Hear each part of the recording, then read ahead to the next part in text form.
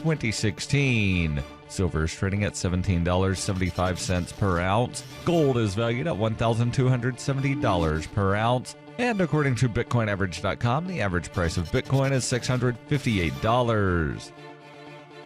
Antiwar.com reports U.S. officials continue to dial up the rhetoric over Filipino President Rodrigo Duterte after he reported earlier this week his intentions to separate from the United States and see the Philippines shift to a closer diplomatic and economic relationship with China. Assistant Secretary of State Daniel Russell on Monday warned that Duterte was creating a climate of uncertainty and insisted that there was a growing international concern over his government. Russell added that the comments were not a positive trend in relations. Indeed, there is international concern over Duterte's government and its use of summary executions against drug dealers and users. Yet the U.S. concern over this appeared non-existent until Duterte suggested U.S.-Philippine relations might be less slavish than they've historically been. It appears to be working, as Duterte, who is heading to Japan next, backed even further off those comments about separation Monday, insisting now that nothing is really going to be changed and that no one should worry about the Philippines' alliances are going to shift.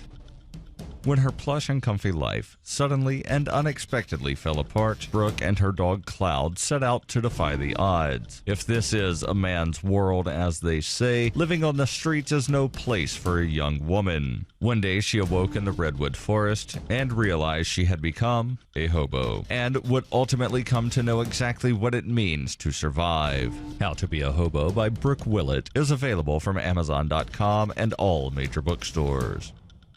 UPI reports the federal government says some consumers face sticker shock when they select new plans for 2017 on healthcare.gov, but insists that higher subsidies will offset what are expected to be large rate increases for health insurance. The U.S. Department of Health and Human Services reported on Monday that health insurance premiums for plans sold through the federal online exchanges will increase an average of 25%, significantly higher than the increase in previous years. The price increases are being driven by more people than expected buying the plans and using more services than insurers expected. The increase in expense from sick consumers using more health services cut into profits, causing many companies across the country to pull out of the exchanges. Consumers saw a 2% increase in 2015 and a 7.5% increase in 2016, far less than the increase expected for 2017. HHS officials said most people shopping for insurance through the exchanges will have 3 or 4 companies offering 30 or 40 plans to choose from, but many could be selecting products from just 1 or 2 companies. In a data brief, HHS officials predict more than 11.4 million people will buy plans through the health insurance exchanges, an increase of about 1 million people over 2016, many of whom could find they are eligible for help paying for insurance where previously they were not.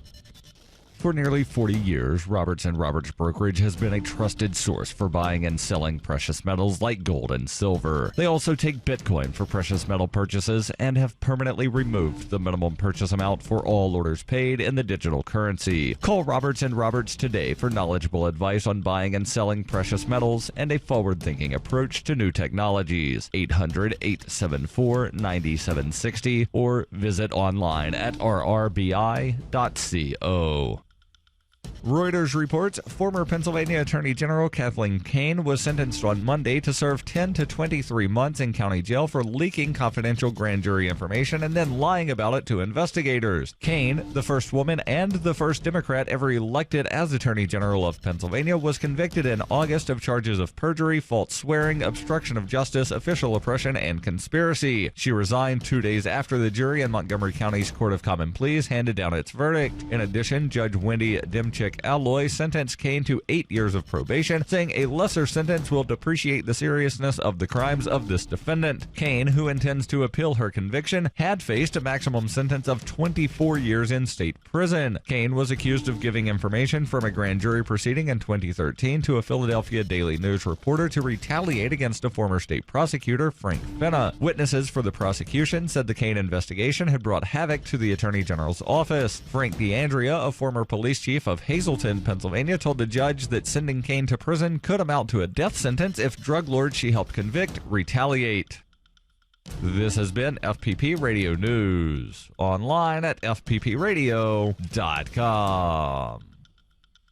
A report released Tuesday by physicists at Stanford University revealed that the entire known universe, from the whole of human civilization to the totality of matter and energy, is actually the fictional setting of a cop show called Hard Case. According to authors of the report, existence as we know it was created solely to provide the framework for the primetime drama that airs weekly in a parallel universe, and that every historical event prior to the show's September 2008 pilot, including the Renaissance, World War II, evolution, the September 11th attacks, and the presidential administrations of Washington through Clinton, never actually happened and are merely part of the elaborate backstory crafted by Hard Case creator and showrunner Dominic Egan. We used to believe that our universe operated under immutable laws of thermodynamics and gravitational relativity, but now we know everything just comes from the minds of Hard Case's 12 staff writers. Overall, it seems like a very well-written show. Physicists have theorized that the universe as we know it will cease to exist whenever Hard Case airs its final episode. This is the Onion News Network.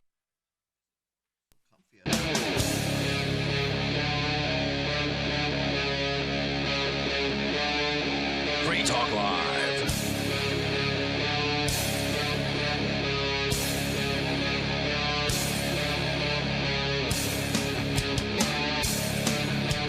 It is Free Talk Live, and of course, you can join us here. Bring up anything that you want to discuss and take control of the airwaves. The toll-free number is 855-450-FREE. That's 855-450-3733. Or you can Skype in and join us that way at Skype username LRN.FM. With you in the studio tonight here in Keene, New Hampshire, where it snowed for the first time today this year. I didn't even know that. This season, a little bit of just a few flakes. Not a big deal. It's Ian, Cody, and Johnson. So last week, Johnson, you had a story about psychopaths. I don't know if you're ready to go with it at the moment, because you literally just came walking in here. So if you are, seconds, then we can. Yep. Coming up, though, I want to talk about the pirate party. Yar. Because I've heard about the pirate party before, and I just sort of dismissed it as it's a cool idea. Yeah, pirate party, well, cool idea. How are they going to get any kind of traction anywhere, right? Up against the typical political parties out there who have been so established for so long. Well, apparently, according to the Free Thought Project, they are expected to win this year in Iceland, and that's kind of a big deal. So we'll talk about that coming up here in moments. Now, how many of them are psychopaths? I don't know, because typically politicians are usually sociopaths or psychopaths. And honestly, I don't really know the difference. Is a psychopath somebody who's willing to actually physically hurt somebody themselves versus a sociopath who, isn't really usually willing to do the dirty work? I'm not sure. Themselves? I think that might be true. I'll look into that. Meanwhile, Johnson, where's the story from? Baca de Soyo. Is that English? .com. What is that? I don't know. It's Baca just Baca de de Soyo. Desoyo.com. Okay. Yeah. Very good. The title is "This is How to Deal with Psychopaths and Toxic People: 5 Proven Secrets." So, the article begins, "I know what some people are thinking. I'm never going to deal with psychopaths. This is just more sensational clickbait junk." Wrong. The experts are betting that you probably encounter a psychopath every day. In fact, a lot of what you think you know about psychopaths is very wrong. Yes, psychopaths are more likely to be in jail than most people, but the majority of them aren't. There's a whole class of people who don't have a conscience or feel empathy, all in the and in all likelihood, you deal with at least one all the time. And they probably make your life miserable. They're subclinical psychopaths. With biology, you either have tuberculosis or you don't. Black and white. There's no kinda. In psychology, there's a lot of kinda. People with subclinical psychological disorders are like this. Not bad enough to go to prison, but plenty bad enough to make your life awful. The Machiavellian manipulators who work who do all the kinds of nasty, but without leaving fingerprints. The bad boyfriends and girlfriends who drive you crazy, sometimes quite deliberately. Think Frank Underwood in House of Cards, but without the murder. And research shows many U.S. presidents have had psychopathic traits. Which profession has the most psychopaths? The answer is CEOs. Yep. Really? Not surprised. Yeah, studies show there are a disproportionate number of psychopaths in corporate America. In fact, some psychopathic traits are more common in CEOs than in mentally disturbed criminals. I can't believe that there are more psychopathic CEOs than there are politicians. Yeah, I kind of have to debate on that one too, but I bet it's easier to get psychological testing and stuff. Like they probably do the corporate CEO. psychological testing, and then True. that's how it comes out. That's a good point. But nobody, right? How many politicians would voluntarily submit themselves to a test to see if they have no feelings or empathy? Yeah. But nobody in HR tells you that you might be working with some really awful people, let alone survive next to them. Corporations say things like, "We do not tolerate abusive or disrespectful treatment. Ruthlessness, callousness, and arrogance don't belong here." That's from Enron's 1998 annual report, by the way. All right, we got some learning to do. Let's find out from research and experts what the real deal is with psychopaths and what you can do to protect yourself from these very toxic people. All right, I definitely want to know how to protect yourself from psychopaths. And I hope they'll tell you also how to identify them as well. But so I did look it up here, sociopath versus psychopath. According to Wikipedia, psychopathy, sometimes known as sociopathy, is traditionally defined as a personality disorder characterized by persistent antisocial behavior, impaired empathy and remorse, and bold, disinhibited, egotistical traits. And so, given that they're defining the word as also known as sociopathy, it sounds to me like they're pretty similar here. But a sociopath can be defined as a person who has antisocial personality disorder. This disorder is characterized by a disregard for the feelings of others, lack of remorse or shame, manipulative behavior, unchecked egocentricity, and the ability to lie in order to achieve one's goals. So it sure does sound pretty much the same thing. Right. Well, they're definitely similar, and I think the reason why that type of person can easily climb up pretty much any ladder, I mean corporate, government, maybe even religious, is because if you possess feelings of shame, guilt, or anxiety, that's going to hold you back from doing taking certain advantage things of people? that where somebody is going to be victimized, be it physically, emotionally, in any other way possible. If that's not holding you back, there's no stopping you. I mean, it's almost kind of scary. Most people, their emotions don't necessarily control them, but they give a certain amount of inhibitions that are good. It's like if you had zero anxiety, you could really take advantage of people very quickly. Well, also empathy. I mean, that's a big one, right? Empathy, definitely. by definition, is being able to put yourself in someone else's shoes to try to feel or be able to feel what that person is feeling, or try to imagine what that person is feeling in a certain circumstance. And if you just don't care and you can't feel those things, then throw that out the window. Yeah. Then there is another story here. WebMD has an article about that they're saying there are some slight differences between the two, and we can get into that later. Well, this article goes on to say, and the next big header here is, what is a psychopath? And it says, psychopath, sociopath, for our purposes, they're the same. Okay. And don't get them confused with psychotic. Psychotic means you're seeing elves and unicorns. Psychopaths see the world quite clearly. Perhaps too clearly. As Ronald Schouten, a professor of psychiatry at Harvard Medical School, explains, they don't let pesky things like conscience or empathy get in the way because they don't possess either of them. From Almost a Psychopath. Psychopathy is a psychological condition in which the individual shows a profound lack of empathy for the feelings of others, a willingness to engage in immoral and antisocial behavior for short-term gains, and extreme egocentricity. No, they don't all have cold, dead eyes or wear a hockey mask. Many are witty and quite articulate. They're narcissistic and impulsive, and because they lack empathy, they see other people as objects to be used. Just because they don't feel empathy doesn't mean they don't understand it, and many get quite good at faking it. All the better to manipulate you to get what they want. Neuroscience research shows the emotional centers of their brains don't respond the ways yours do. This is another quote here from Snakes in Suits, when psychopaths go to work.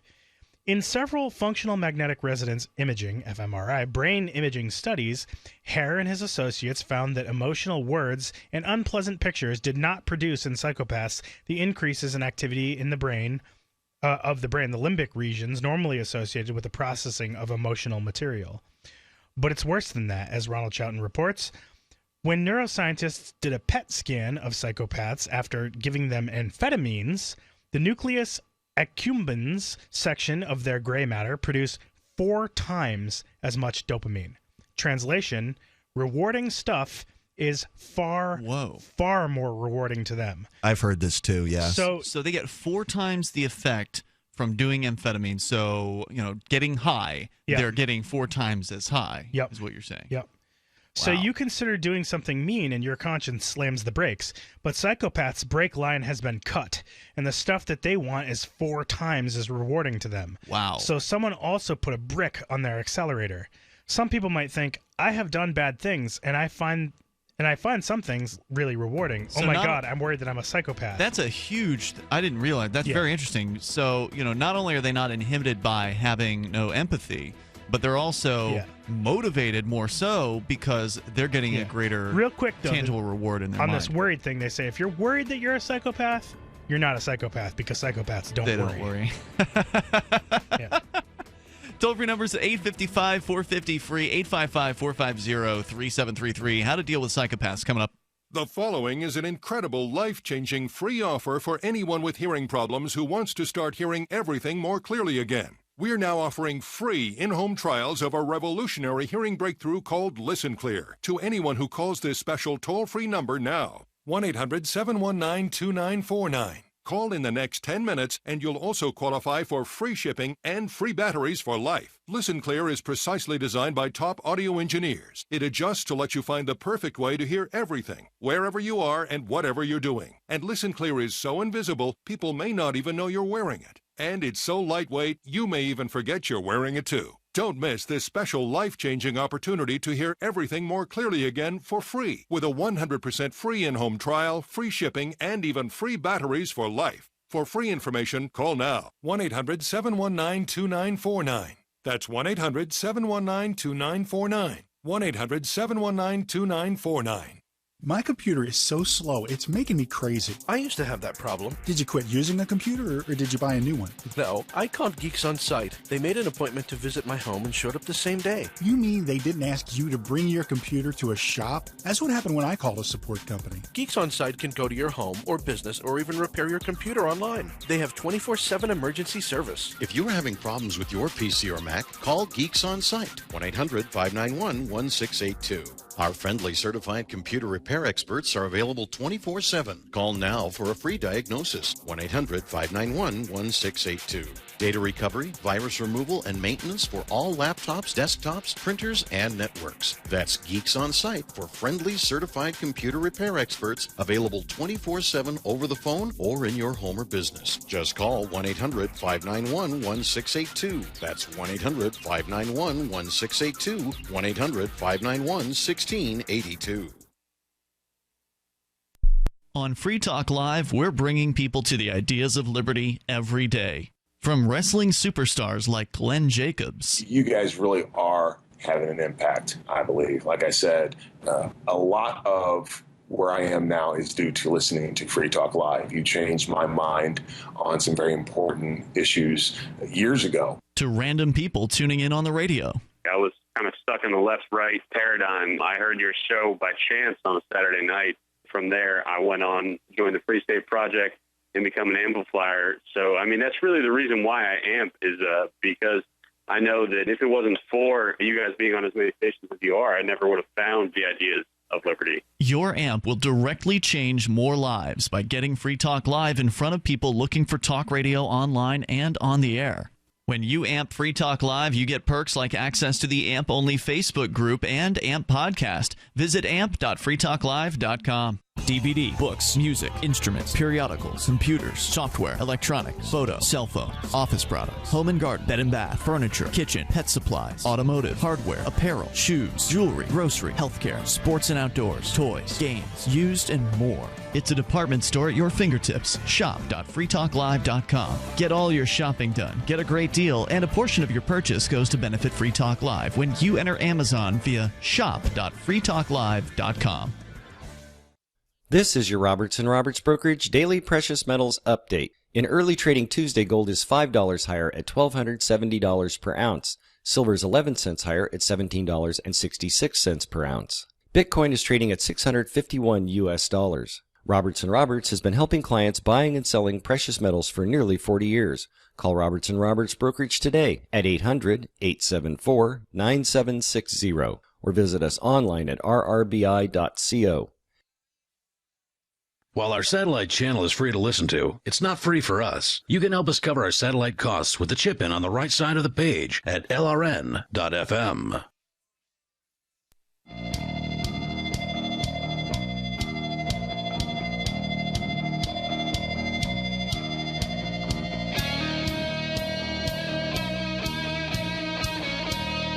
It's Free Talk Live, and you can dial toll-free to join us here, 855-450-FREE. How to deal with psychopaths is the story that Johnson has brought to share with us tonight. We're going to continue that here in a moment. Also want to let you know about Jaxx. JAXX.io is where you can go to download the official cryptocurrency wallet of Free Talk Live. Not only will it allow you to store Bitcoin, but also a bunch of other cryptos. In fact, they're going to be adding more very soon. In fact, I understand that they are working diligently on adding Monero, in addition to there are already several that they have integrated into the Jaxx wallet. You can go and download it, jaxx.io, or your favorite app store, Apple or Android. It's up to you. Plus, if you have a laptop or desktop computer, there's also versions of Jaxx for that, including Windows, Macintosh, as well as Linux. So go to jaxx.io. It was created by Anthony Diorio, by the way. He's a Free Talk Live listener, and he also happens to be the creator of CryptoKit. It's super easy to back up your wallet and to recover your funds with Jaxx. So if you lose your device or it breaks or something like that, as long as you've got your backup phrase with Jaxx, you're good to go. Jaxx is striving to give you command over your digital life, coins, contracts, currencies, identity, and more. It's your digital command center in the palm of your hand. Jaxx, the official wallet of Free Talk Live. We'll take a break from Psychopaths for just a moment to go to your calls and thoughts. We got John. He's on the line in Nevada, or at least originally from Nevada. Are you in Oregon right now, John? Ian? Yes. No, I'm home in Nevada. You're back in Nevada. Okay, so you have been calling in over the last few weeks of the show to kind of update our listeners on what's been going on in the Oregon Malheur Wildlife Refuge trial in reference to the people who were arrested after essentially a relatively long, like month-long occupation of that location earlier this year. And what you described to us so far is kind of what anybody who's paid attention to federal trials like the Ross Ulbricht trial would expect, and that is essentially a railroading. Go ahead with the latest. Yeah, there were three interesting developments today. Two of them were questions that the jury sent out to the judge. The first question was asking about if some defendants could be found guilty while others could be found innocent, which is obviously the case, but at least someone on the jury doesn't seem to understand this. The second question, but a point of interest there was that from the context of the question, it seems like the jury may be agreeing on 10 out of the 13 charges based on the context they gave there. Now, just to clarify, are the 13 charges all being brought against all of the defendants? No, there's 13 charges in total when you add them all up. Among all the okay, gotcha. Among the 7 defendants, there are 13 possible guilty verdicts. So the question seems to indicate that they may be agreeing on 10 out of 13 charges, which doesn't sound very good for the defendants to me, but it's really hard to say.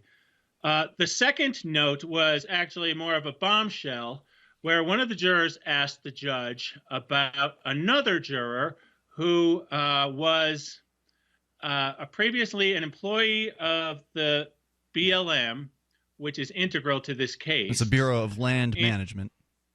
Right. And not Black Lives Matter. And this conspiracy charge is a crime against the BLM, supposedly. Uh-huh. So she's asking about another juror who was a previous employee of the BLM, who opened his arguments in deliberation by saying, "I'm very prejudiced in this case." Wow. Okay. So she wanted to ask the judge, I mean, can this person be an impartial judge in this case? Doesn't sound that way. So I'm sure that raised a lot of eyebrows. Mm-hmm. Okay. Well, they do have alternates, so I'm sure they could, if it comes down to it, if that person's eliminated, they'll just bring the alternate in. They do have alternates, and they have the option of replacing the juror with an alternate, and then they would start the deliberations over. I suppose the judge could also call it a mistrial, because some of the defendant's lawyers are arguing that this person could contaminate the whole jury. So there's various options that could happen at this point. The third development was that Brian Cavalier was sentenced today. He was in the car with Ryan Bundy when Ryan Bundy was captured. Cavalier faced essentially the same charges as these defendants, but pled guilty to them. And today he was sentenced to time served. Wow. So yes. How long was he in for until the sentencing? So basically for 6 months or something like that? He's done 9 months, Okay. they said. 9 months he's done, and he has been sentenced to time served in this case. He still faces charges in from the Bundy Ranch situation. So, jeez. All right. The interesting updates. Now what are these guys facing as far as the 13 charges? Each individual, I mean, are we talking about 20 years, 10 years? What are we looking at for? Okay, it ranges from 6 years to 21. Everybody is charged with conspiracy, which counts for 6 years. 4 of them face an additional weapons charge of up to 5 years. Ryan Bundy faces both of those charges, and in addition could be sentenced to 10 years for theft. So he's the one facing the maximum charge of 21 here, by my understanding. Others face as little as 6 years. So basically, we're going to have this example, likely. I mean, because it sounds like the jury's going to come back with several guilty verdicts based on what you've just told us. So we'll be able to look at what they sentenced this one guy to, the one guy who took the plea deal, compared to the people who end up getting sentenced on guilty verdicts from not taking a plea deal from the jury. And what we've always said is that it seems like the government tends to sentence harsher for people who actually exercise their right to go to trial. And so we'll be able to have a direct comparison here. I think that's very true. Possibly in this case, the judge might see that these are not your typical defendants, that these are not your typical violent criminals. Maybe she would show leniency. I don't know. Ross Ulbricht wasn't a violent criminal either, and he got sentenced to life in prison. I totally get it. Yeah. I totally get it. Hey, thanks for the continued updates. How many days have they been deliberating now? They deliberated on Thursday, Monday, and this would be the third day of deliberation, and they had a couple of questions come out today. 3 full days. All right, we'll continue to thank you for the continued updates, John. Anything else you want to add tonight? No, that's it for tonight. Thanks for the call, man. I appreciate it. I'm glad that we've got listeners out there paying close attention, because it's just one of those things that it's not getting reported widely in the news what's going on here. I have not seen a single news story since the beginning of the trial. Yeah. Wouldn't surprise me if some judges are psychopaths. Oh, yeah. Let's get back into that here. You've got a story from... You're going to have to remind me of that website again, because I didn't write it down. Baca de Soyo. Baca de Soyo. Yeah. I'll send you a link. Is it spelled how it sounds? Bacadesoyo? Suyo, I think. Suyo. Okay, cool. Yeah, definitely we'll put a link up on our Facebook and Twitter here in a little bit. When we get a chance, you can dig into this yourself. But what they're doing is they're identifying what a psychopath is, and it's somebody who feels no empathy. Yep. Somebody who feels no remorse for what they do. But not only that, and this is one of the things I learned tonight, was that they get a greater mental reward 4 times. Yeah, when they get high, for instance, or when they screw somebody over, they get the adrenaline rush or dopamine or whatever. So they've got an even greater drive to screw people over. If you're super addicted to Facebook. The toll-free number tonight, 855-450-FREE. We'll continue with the Psychopath story coming up on Free Talk Live.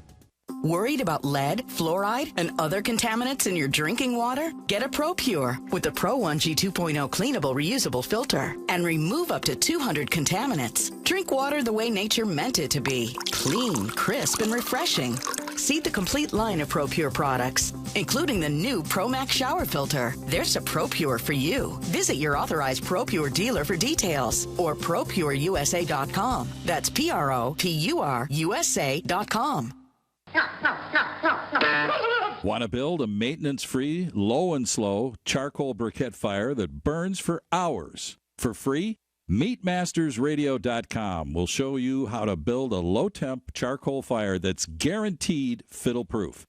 It's easy and free. MeatMastersRadio.com teaches charcoal barbecue skills on new topics every week. Go to meatmastersradio.com. That's meatmastersradio.com.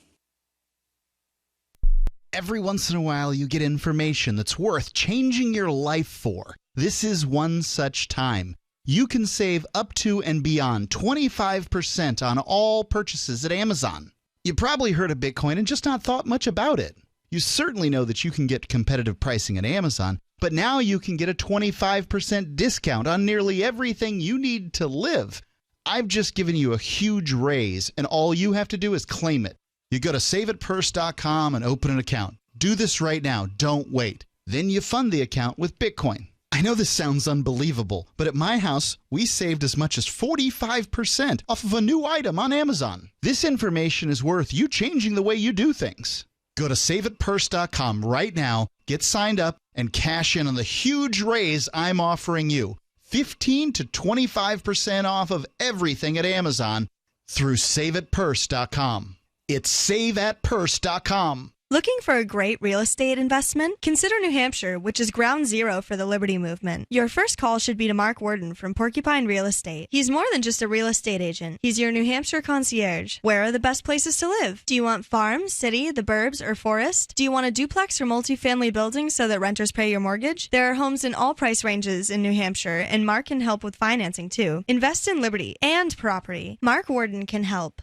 PorcupineRealEstate.com. The three most important things you can do for Free Talk Live are: 1, share one episode a week on Facebook or in some other social networking site. 2, buy the things you buy online through shop.freetalklive.com. 3, give $5 a month to the AMP program. It's my firm belief that Free Talk Live's AMP program is the best use of your charitable dollar among liberty-oriented organizations. Support all the organizations you love, but make sure you give $5 a month to AMP at amp.freetalklive.com.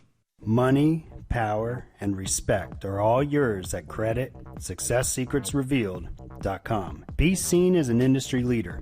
You can do it. The last application you filled out when it was time to hit submit, did your nerves spike? You didn't get the approval you seek, but there's a better way. We teach you exactly what to place into the right systems the right way the first time so you get approved. Get up to $100,000 in instant business credit. Many people will get cash on the spot.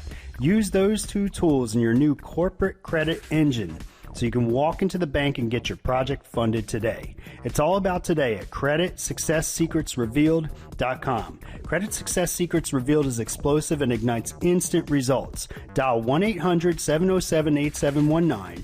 That's 1-800-707-8719. 1-800-707-8719. Or just go to creditsuccesssecretsrevealed.com. Help get LRN.FM into more ears. Visit promote.lrn.fm for a free bumper sticker, flyers, banners, graphics, and more. Promote.lrn.fm.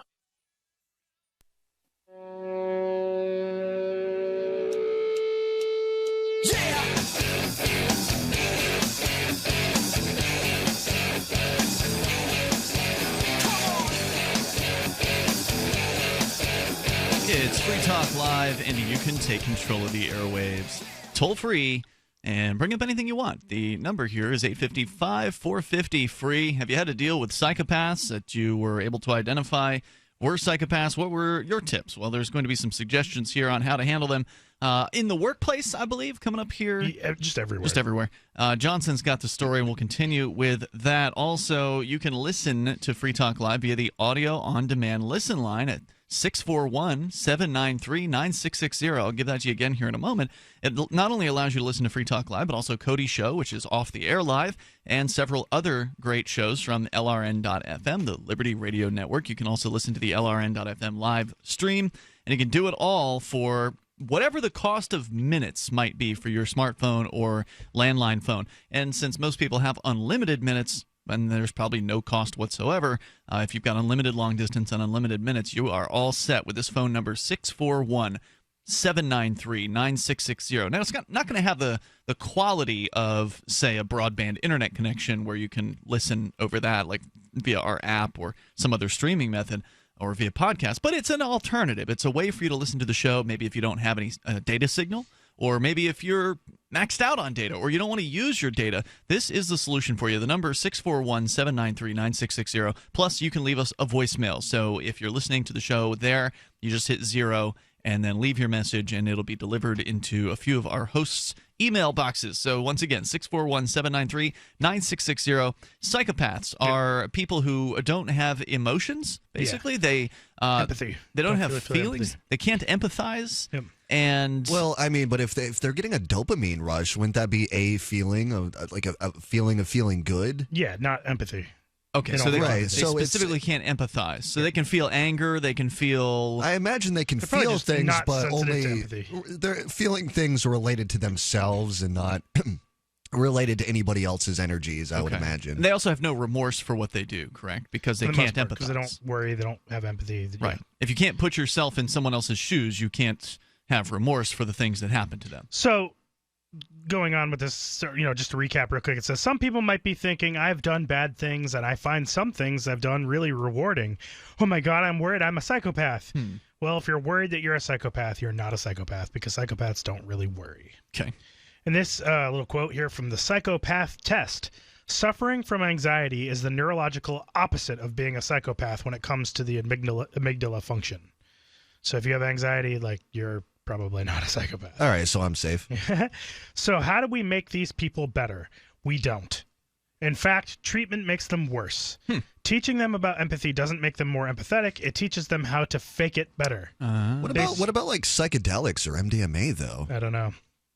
That's a good question. It's hard for researchers to research in those areas, at least in the United States, because, well, those substances are forbidden by law, and it's very, very difficult for any researcher to get approval from the DEA to do testing of any kind of scientific nature on those substances. But that would be interesting to, at the very least, see how those people respond to those drugs. I doubt that if you don't have empathy to start with, it seems unlikely that taking a substance would unlock that for you all of a sudden. Right. But it wouldn't hurt to try. But I wonder too. It's like how many people with anti-personality disorder would even want to fix that if they're getting 4 times the psychological reward from the things that they do. Right. They have no reason to take a drug that might give them a reality check. And they currently they see treatment as like a finishing school because it kind of helps them just pretend to be empathetic. It's just teaching them about how to fake empathy, not actually be empathy. Well, now hold on. MDMA is known as an empathogen. So in the sort of the illegal drugs that are out there,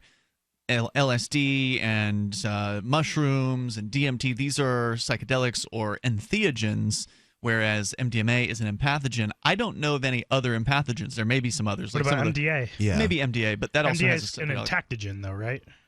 I've never taken MDA, at least that I was aware of, and it has some similarities to MDMA, but also has more of a visual aspect to it.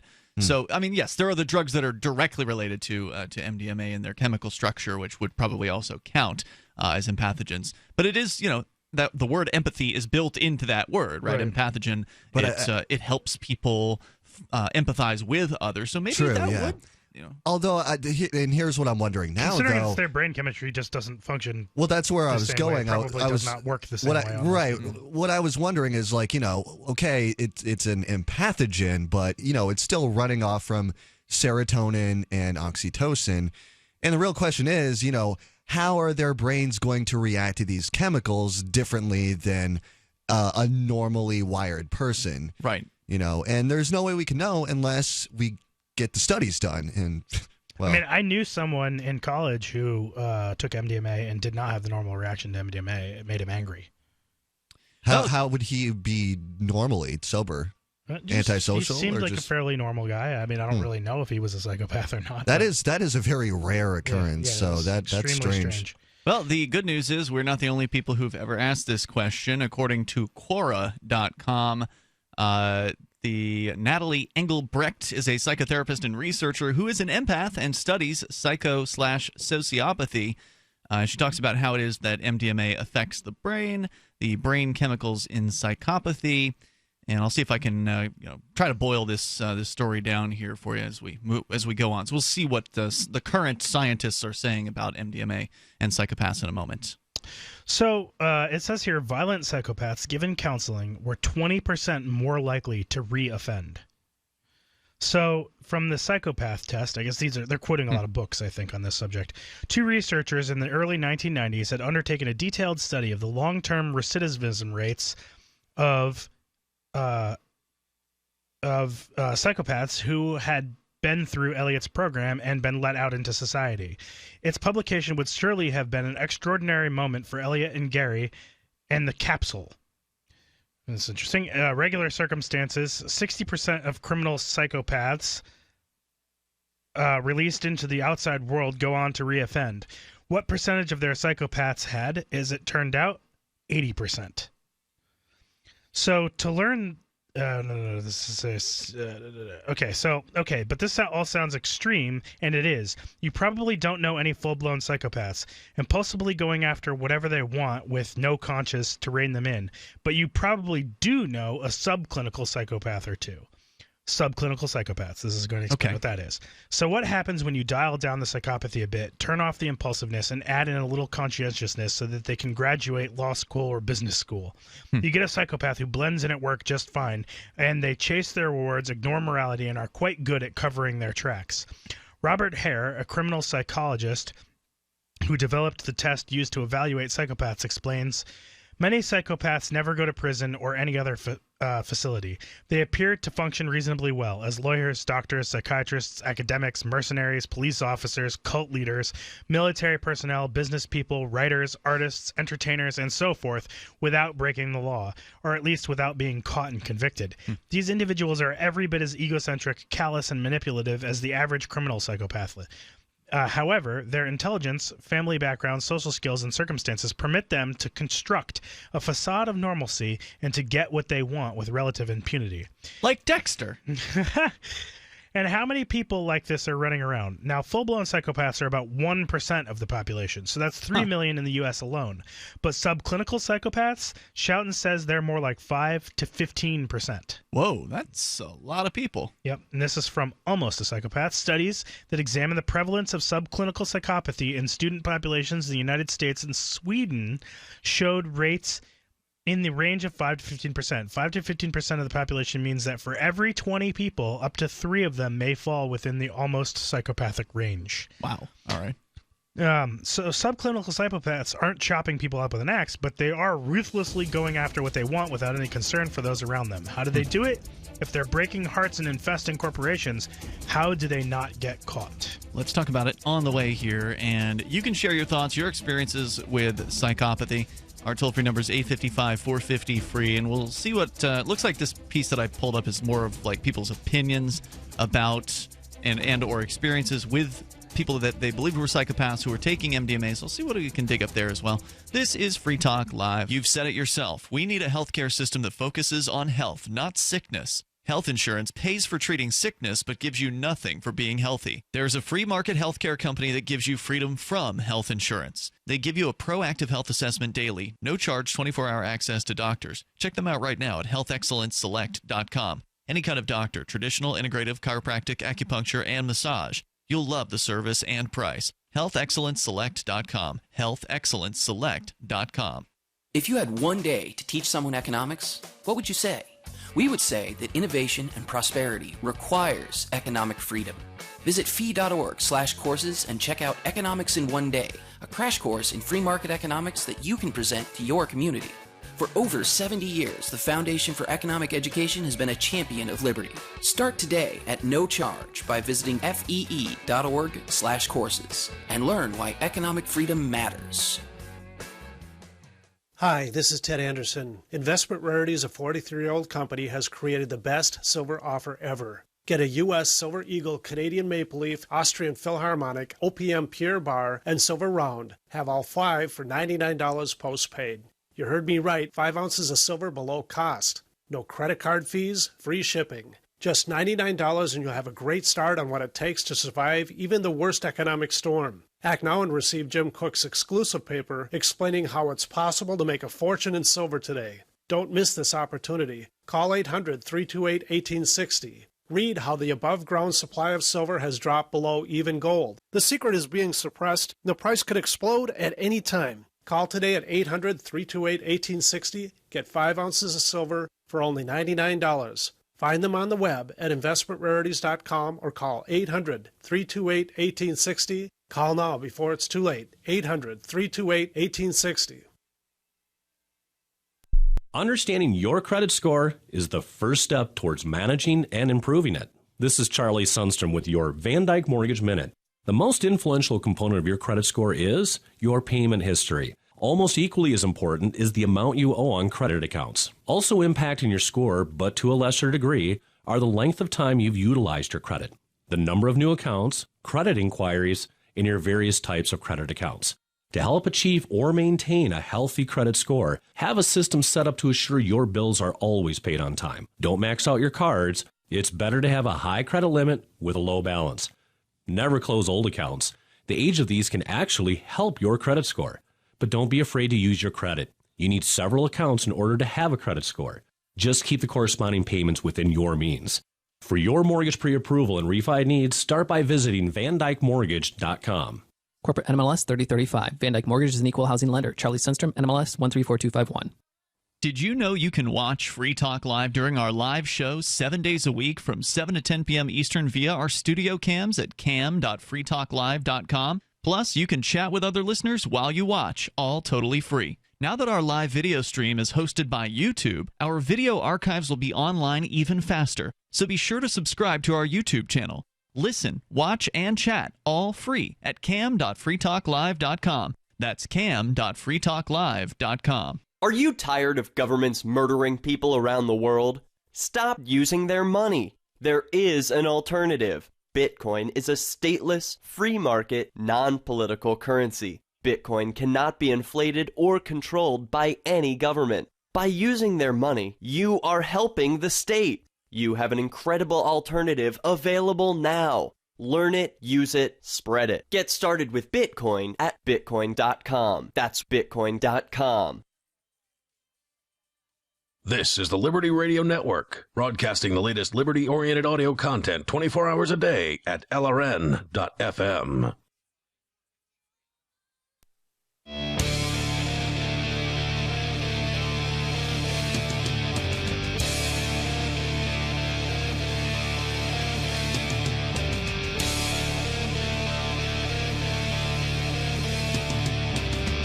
It's Free Talk Live, and you can dial in here, take control of the airwaves. 855-450-FREE. That's 855-450-3733. You can join us online anytime you want. Just head over to freetalklive.com. And if you like what we're doing on Free Talk Live, you can help support the show by becoming a Free Talk Live amplifier at amp.freetalklive.com. That's amp.freetalklive.com. You go there, get signed up, use any major credit card through PayPal, Visa, or MasterCard, as well as Bitcoin right there on the AMP page, amp.freetalklive.com. You'll get perks as well, like access to the AMP-only call-in lines, the AMP-only podcast, as well as the AMP-only Facebook group. So please, take a moment, go to amp.freetalklive.com. It's money that we can use to invest into Free Talk Live to help us get on more radio stations, bring more internet listeners on board with the show, and hopefully expose new people to the ideas of freedom and liberty, as well as interesting social topics like this one tonight, Psychopaths. I'm going to throw out a random topic because I brought this up right before the show, and I'm going to just throw it out to the audience and see if there are any people out there that might be listening that might have an idea.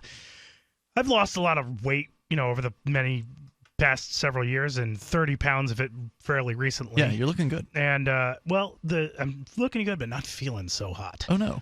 So one of the things that I'm experiencing lately, and I was mentioning this right before the show, is that I've had this burning sensation on the skin of my upper back. And as of when?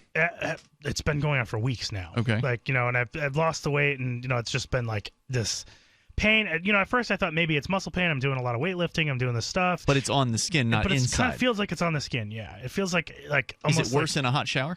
What? Is it like worse in a hot shower, like a sunburn would be? Than a hot shower? Yeah. No, it feels worse when you get in. Like if you're sunburned. No. It's always worse in a hot shower. But it did feel bad. I went into a water massage. At the gym has like a massager. Sounds nice.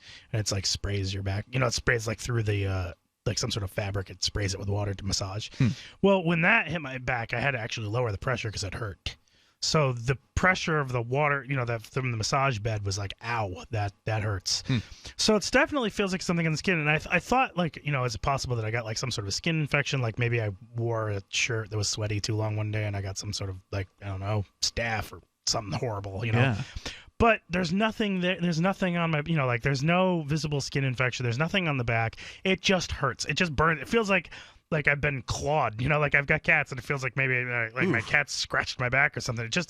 It just constantly is just this sort of like low grade pain. And I thought maybe it might be, like I tore muscles or something, like lifting too much weight in my, deltoids or something like that. But just can't figure out what it is. It just a weird constant. So you're just asking for input? Yeah, sure. If anybody has any ideas or ever heard of this and, knows what it is and, how to treat it, that'd be great. For those who are listening via podcast, do you want to give out your Free Talk Live email address so people can contact you directly? Because not everyone's listening live. Johnson at Free Talk Live. No, I didn't want to give it out for you. No, I know. That's fine. So yeah, if you've got some suggestions for Johnson, I presume you've Googled it, right? Nothing? I haven't really, actually. I haven't looked into it that much. I just sort of been, it's just like finally just like, this is bothering me. It's bugging you enough to say something. It's getting to the point.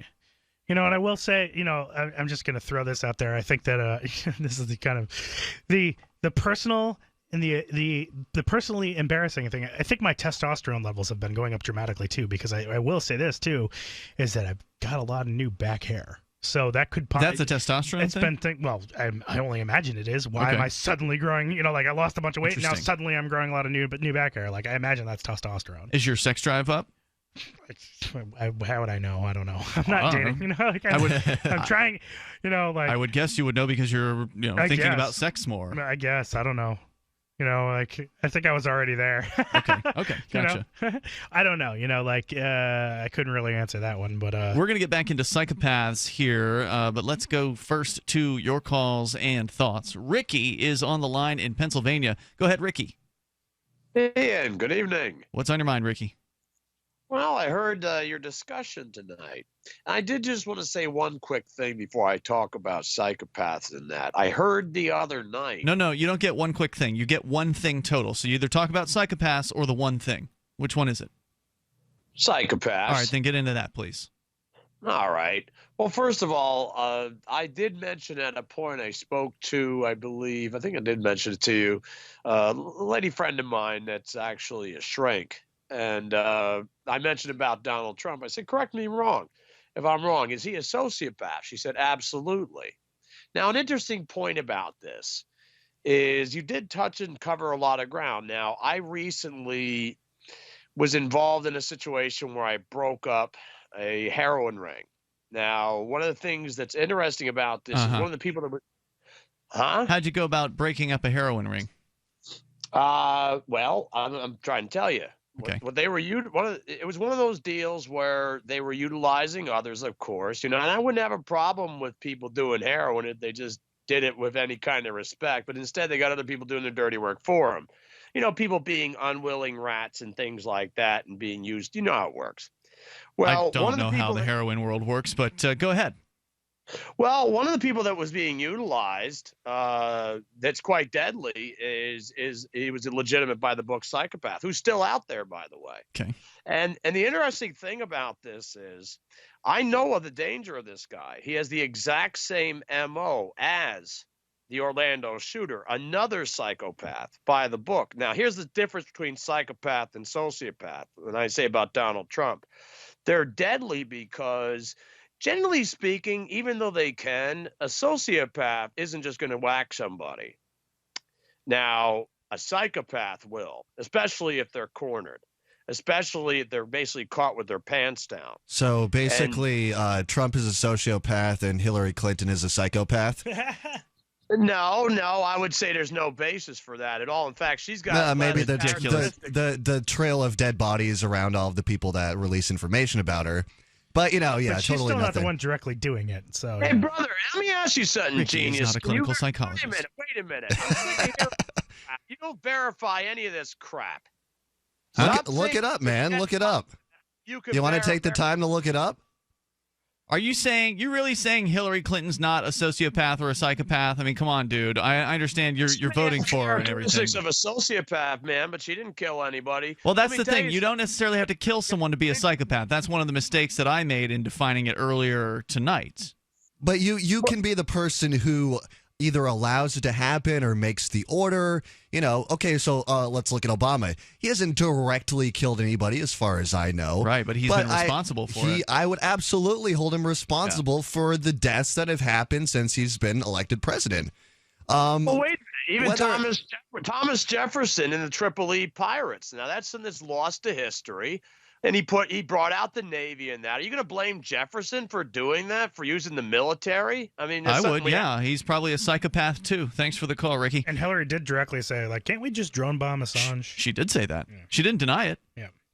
Toll-free number tonight, 855-450-FREE. I mean, you pretty much, with the exception of Ron Paul, you pretty much have to be a psychopath or a sociopath in order to get into politics, and certainly to get into it and rise to the level of the federal government, right, as these people have. Well, there's so many immoral things you have to do to get to that level. Right. I mean, that's why, initially House of Cards was such an interesting TV show. Because you said initially? It's not anymore?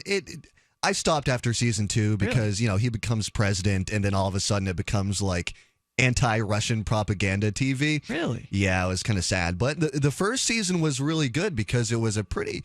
as far as I'm concerned, one of the best, actually. Is it over? Are they done producing it? Maybe I gave up before I needed to. But so by last season, you mean the most recent season? Yeah, the most recent season I thought was fantastic. Okay, but it did start out a little bad, but it got way better fast. I thought that was a show that really, really showed a true politician for what he is, and that's somebody who just will stop at nothing to get what he wants. Right. Will stand on anybody's back, stab somebody in the back if they have to. That's exactly what the next section of the article is about. It says, how do psychopaths get what they want?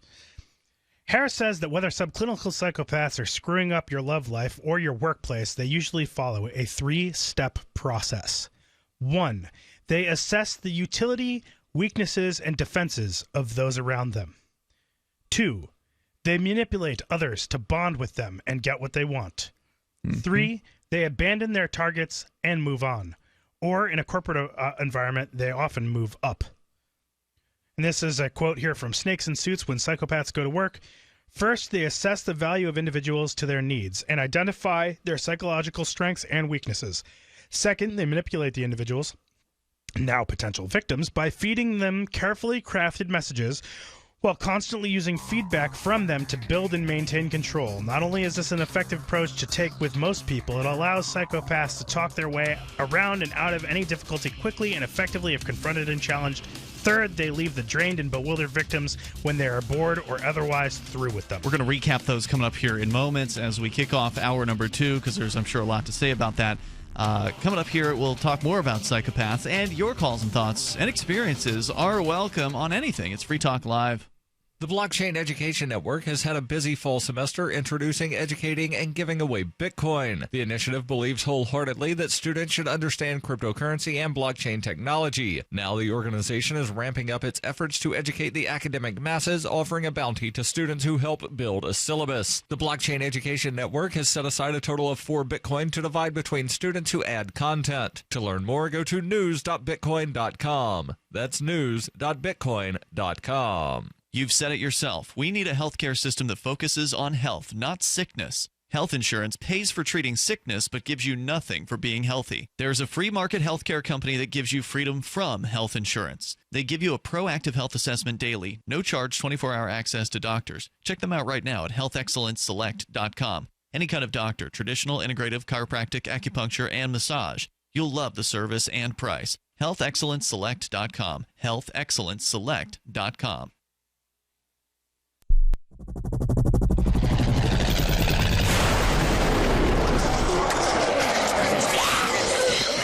In Survivor Max 2, School Bites, Max must scavenge through a wasteland swarming with the undead. Desperate to find the medicine he needs, he discovers a community of survivors at his former school. Has he finally found the safe haven he's been looking for, or will he discover that school bites?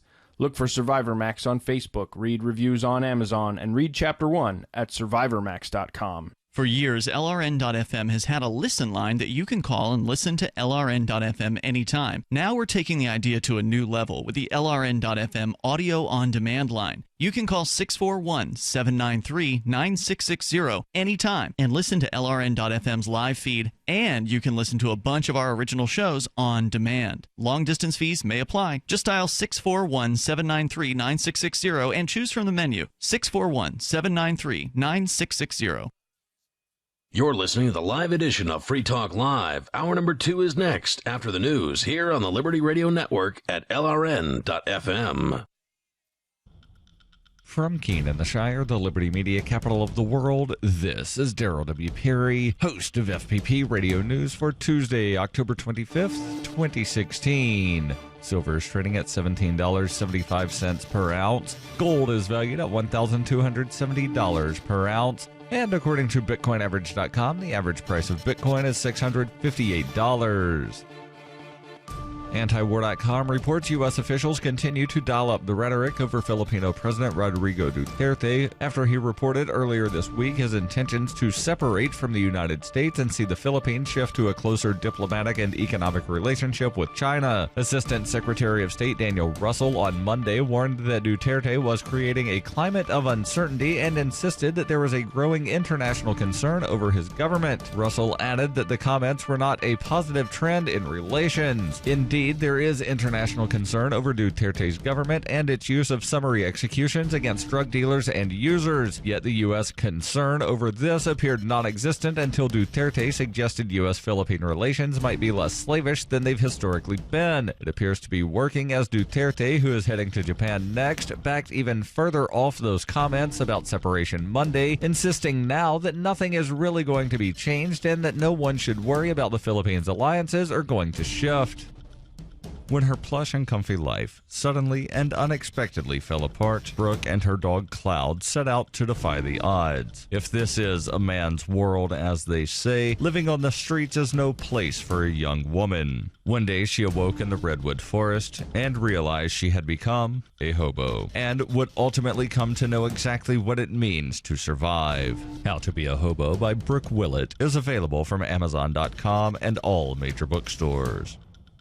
UPI reports the federal government says some consumers face sticker shock when they select new plans for 2017 on healthcare.gov, but insists that higher subsidies will offset what are expected to be large rate increases for health insurance. The U.S. Department of Health and Human Services reported on Monday that health insurance premiums for plans sold through the federal online exchanges will increase an average of 25%, significantly higher than the increase in previous years. The price increases are being driven by more people than expected buying the plans and using more services than insurers expected. The increase in expense from sick consumers using more health services cut into profits, causing many companies across the country to pull out of the exchanges. Consumers saw a 2% increase in 2015 and a 7.5% increase in 2016, far less than the increase expected for 2017. HHS officials said most people shopping for insurance through the exchanges will have 3 or 4 companies offering 30 or 40 plans to choose from, but many could be selecting products from just 1 or 2 companies. In a data brief, HHS officials predict more than 11.4 million people will buy plans through the health insurance exchanges, an increase of about 1 million people over 2016, many of whom could find they are eligible for help paying for insurance where previously they were not.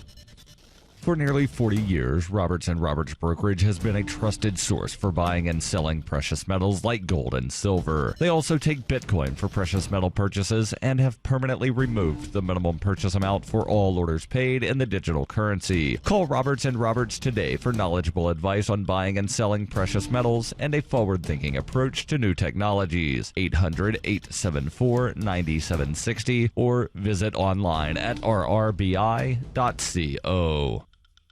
Reuters reports former Pennsylvania Attorney General Kathleen Kane was sentenced on Monday to serve 10 to 23 months in county jail for leaking confidential grand jury information and then lying about it to investigators. Kane, the first woman and the first Democrat ever elected as Attorney General of Pennsylvania, was convicted in August of charges of perjury, false swearing, obstruction of justice, official oppression, and conspiracy. She resigned 2 days after the jury in Montgomery County's Court of Common Pleas handed down its verdict. In addition, Judge Wendy Demchick magic alloy, sentenced Kane to 8 years of probation, saying a lesser sentence will depreciate the seriousness of the crimes of this defendant. Kane, who intends to appeal her conviction, had faced a maximum sentence of 24 years in state prison. Kane was accused of giving information from a grand jury proceeding in 2013 to a Philadelphia Daily News reporter to retaliate against a former state prosecutor, Frank Fenna. Witnesses for the prosecution said the Kane investigation had brought havoc to the Attorney General's office. Frank DeAndrea, a former police chief of Hazleton, Pennsylvania, told the judge that sending Kane to prison could amount to a death sentence if drug lords she helped convict retaliate. This has been FPP Radio News, online at fppradio.com. A new Gallup poll found that the GOP has an overwhelming advantage among young people who look like old men. The poll shows Republicans hold a solid lead among the coveted elderly youth demographic, including 18 to 24-year-olds who wear suspenders and bow ties to class every day. I'm joined by Republican strategist Rob Powell. These are pretty encouraging numbers for the GOP, aren't they? Of course, it's very encouraging. Millennials who look like they're permanently dressed for boat trips are a rapidly growing segment of the population. And according to the survey, the prematurely aged are also very politically active. Absolutely.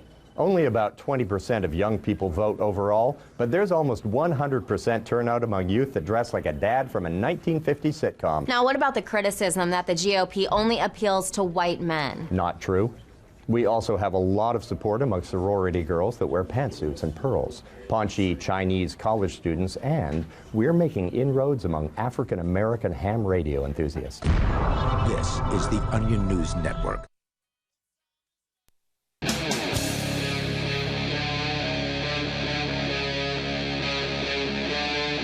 Free Talk Live.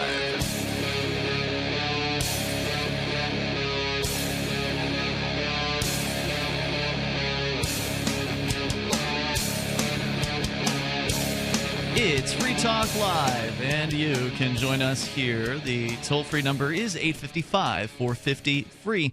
That's 855-450-3733. Also, Skype into the show. Our Skype username is LRN.FM. We're talking about psychopathy and sociopathy as well. In fact, what really is the difference? I do have a story about that. When we get a chance, we can talk about it. But ultimately, these are people who they have a lack of empathy towards their fellow man and woman and other folks and maybe even animals. And then, how do you identify them? And what is their MO? How do they operate? Well, that's what we were about to get into, and we're going to continue that here in moments. But first, let's go to your calls and thoughts. We've got Jimmy in Arizona. You're on Free Talk Live. Hello, Jimmy. Cody, no conspiracy theories stone left unturned. I'm wondering if you can even off the top of your head name 3 people that Hillary Clinton has had murdered. Oops, sorry, Cody. Try that one more time. My bad. I don't have a computer in front of me. I could look it up. I've seen stories, That's what you need. though. You didn't need to. I've seen stories, Tune in though. and drop out on the internet about. I can name one. Vince Foster is one of the ones I remember when I was a kid. I remember hearing that name. I know. I stopped. Yeah, but there's been stories recently where people have released information about her or whatever, and all of a sudden they end up in a car accident. Ian Bernard, I never fancied you for a conspiracy theorist until I once. Why is that such a dirty word, James?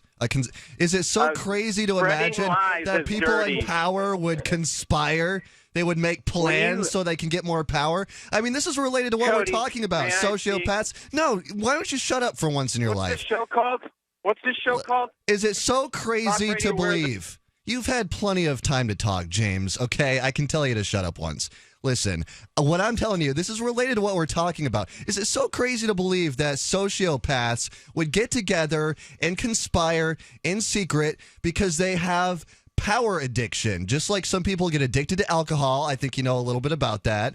Some people, sociopaths, get addicted to power. Is it so crazy to believe that they would break the rules and do really immoral stuff and not feel bad about it in secret so they could get more power? I heard your question. I get your question, Cody. May I have as much time to speak? Because talk about a non sequitur. You're talking about sociopaths, and then you immediately label Hillary Clinton as one, and then convict her as having murdered a bunch of people like Ian Bernard again. I was trying to say, I never fancied you for a conspiracy theorist and believing that Vince Foster was murdered by the Clintons. Well, I mean, I said I heard his name. I've never actually looked into it. I know all Jimmy. about it, and it's not true. But it's not unbelievable that, I'm putting it back on hold, it's not unbelievable that Hillary Clinton would be willing to have people murdered in order to protect her political power. I mean, somebody who is as much of a political operative as that woman is, she'll do anything to get her hands on power. And does that mean you're voting for her, Jimmy? Yeah, I have a lot to say in response to the utterly retarded things you just said. Sociopaths exist. That does not make Hillary Clinton one. And you're almost a guaranteed murderers. sociopath if you're a federal government politician. Loser. You are a creature that lies. It's despicable. But I called in to talk about the other lies that America's 13th biggest loser accused me of being. How you doing, Johnson? I'm so happy for you. That I'm going to accuse you of being a psychopath too. I think only a psychopath would repeatedly. I didn't say you accused me of that. While driving, I am not putting people's lives at risk all the time. While driving drunk and not really caring about the other people and what the outcome of doing such things might be. Being completely addicted to repeatedly calling talk radio shows to just put negativity out there constantly. He may be a masochist. I mean, he calls into a show. He could be a subclinical psychopath. Could be. Jimmy, go ahead. You guys are having your rocks off, but it's funny you're blaming me for calling the 800, the number you give out to talk on Free Talk Live. You're making fun of your callers for calling your show. You don't do that to anybody else, but Johnson. No, we made fun of Ricky earlier. Dude, plenty of people actually. You're not the only person we make fun of. Johnson, you just spread a lie about me having repeated DUIs. Leave aside that I was the only person one time when Ellen was still on the show that called in to scoff at Ian Bernard saying that drinking and driving is a victimless crime. And that's a fact, and I could prove it. He did an entire episode on it. Yeah, drinking and driving is a victimless crime. I didn't say you had victims. Nope. I said that you don't care about the risks that you're putting to other people. Thanks for the call, Jimmy. That's what I accused you of. Is not caring about the risks, which is a trait of a subclinical psychopath. Which is what we're talking about. But just the act of drinking and driving is not a crime that has a victim. Right. You can drink and drive home safely. If you drive slow enough, you're not a danger to anybody on the road. So that's not necessarily true, but. Okay, true. You can be a danger if you're on the interstate and you're driving really slowly, but you can be a danger on some roads. You crash into things, not go through a light, ignore traffic signals, because you're too drunk to. Sure, but if you're going 5 miles an hour, you're not going to be much of a danger to anybody. I mean, that's one of the reasons why I think that if you actually legalized drunk driving and you only actually went after people who were a danger to others, like weaving crazily, going into oncoming traffic, blowing through intersections, that kind of thing. If you actually were to go after people who are a danger to others, then that would make more sense than just busting somebody because they've violated some arbitrary blood alcohol content limit. Oh, you've got more than a 0.08. You must be a danger to others. No, not necessarily. And by the way, that number has come down over the years. I think they started at, 0.16 or something like that? Or it was 0.14 or 0.16 in some states, and then Mothers Against Drunk Driving lobbied hard to bring that down, and they're lobbying to bring it down even further to 0.06 or lower than that. It's already lower than it should be. Right. I mean, so yeah, it's like the old thing. Whenever you get pulled over and an officer asks you if you've been drinking, you always say 2 drinks, right? I wouldn't say anything. It seems a lot. It's a bad idea to talk to the police. Not you specifically, but a lot of people they'll say 2 drinks. Mm-hmm. But for me, 2 drinks is barely a buzz. Well, you've got 1 beer right there. Does that count? I mean, you've got a humongous. How many ounces? 40 is ounce. That? You've got a 40 ounce. Is that 1 drink? It is in 1 bottle. It is a drink. Yeah. So, I mean, that could be one of anything. It could be 1 Mike's Hard Lemonade. It could be 1 whiskey and Coke. Exactly. It makes no sense. But the thing is, too, it's like people have different tolerance levels. Right. Some people are really good at being drunk. Yeah. Some people aren't. Some people are already bad drivers, and they're just going to suck anyways. So the number is arbitrary, and it really should just be based on how well you're driving. But I don't actually think that Jimmy. I don't actually think that Jimmy is a subclinical psychopath. He's probably a sociopath. I would not say that he's a subclinical psychopath because psychopaths tend to be successful.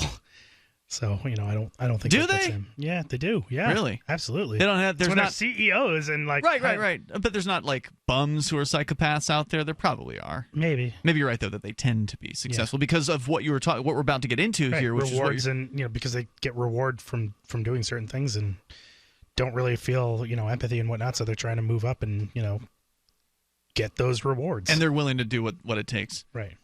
So what you were about to get into at the end of the last hour was kind of how these psychopaths, and the other word was How they subclinical operate, psychopaths, how these people operate. Can you recap those 3 points? Sure. So first, well, I'm going to do the paragraph. I'm going to read the paragraph that describes it. So first, they assess the value of individuals and to their needs and identify their psychological strengths and weaknesses. Second, they manipulate the individuals, now potential victims. Who has something that they can take advantage of? Who is it that has a thing or opportunity or whatever that they can step in to manipulate that person? They feed them carefully crafted messages while constantly using feedback from them to build and maintain control. Not only is this an effective approach to take with most people, it allows the psychopaths to talk their way around and out of any difficulty quickly and effectively if confronted or challenged. Third, they leave the drained and bewildered victims when they are bored or otherwise through with them.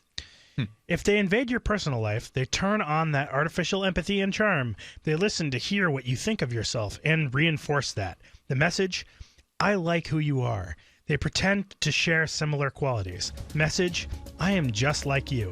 It's not that much different at the office. They get to know everyone and use that fake empathy to make a good first impression and quickly figure out who has the power. We'll continue here in moments with more about psychopaths, assessing them, figuring out who they are, how to deal with them. That's coming up, I believe, on Free Talk Live. 855-450-FREE if you want to share your experiences, and maybe you've been diagnosed as a psychopath. What's life like when you know it? Every once in a while, you get information that's worth changing your life for. This is one such time. You can save up to and beyond 25% on all purchases at Amazon. You probably heard of Bitcoin and just not thought much about it. You certainly know that you can get competitive pricing at Amazon, but now you can get a 25% discount on nearly everything you need to live. I've just given you a huge raise, and all you have to do is claim it. You go to saveitpurse.com and open an account. Do this right now. Don't wait. Then you fund the account with Bitcoin. You can buy them through expresscoin.com with a check or money order. There are other ways to get Bitcoin, but that's fast, safe, and easy. This information is worth you changing the way you do things. Go to saveitpurse.com right now, get signed up, and cash in on the huge raise I'm offering you. 15 to 25% off of everything at Amazon through saveitpurse.com. It's saveatpurse.com. Dangerous blood clot device alert. If you or a loved one had an IVC filter placed to prevent blood clots from traveling to your heart or lungs and suffered an injury, you may be entitled to substantial financial compensation. The FDA warns that IVC filters may cause serious complications, such as heart or lung damage, internal bleeding, and even death. These dangerous blood clot devices can break, and the metal fragments can travel to your heart or lungs, causing serious injuries. If you or a loved one suffered organ damage or other injuries from an IVC filter, you may be entitled to substantial financial compensation. Act now. Time is limited to file a claim. For a free consultation and free information, call Injury Help Desk at 800-478-1507. 800-478-1507. 800-478-1507. This is an advertisement. Paid non-attorney spokesperson. InjuryHelpDesk.com is responsible for this advertisement. Principal office, Las Vegas, Nevada. The Free State Project has reached its goal of 20,000 liberty lovers who've pledged to move to New Hampshire and get active to achieve liberty in our lifetime. Perhaps you're trying to figure out what part of New Hampshire should be your destination. If so, consider Keene. You'll find more than 150 reasons to move to Keene at move.freekeene.com. Keene is famous for its historic, publicity-generating activism, as well as being the liberty media capital of the world. It's home to freekeene.com, New Hampshire's destination for liberty activism, news, and opinion. For years, we've been compiling over 150 reasons to move to Keene at move.freekeene.com, where you'll learn about some of what's happening here and what makes Keene a great place to live. If you love liberty, you'll probably enjoy anywhere you end up in the Shire. But do your due diligence first. Please visit move.freekeen.com for the full list of over 150 reasons to move to Keene. That's move.freekeen.com.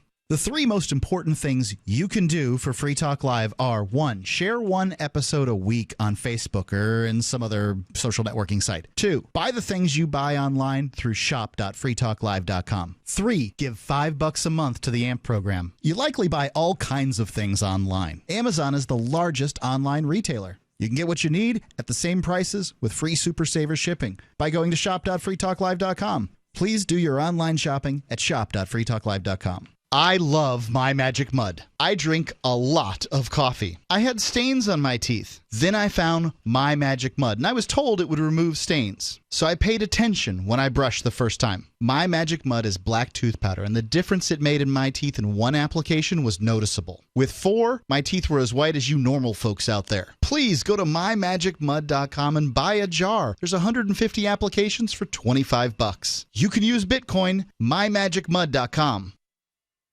You can sign up to receive the latest about the Liberty Radio Network via our email updates at updates.lrn.fm. That's updates.lrn.fm.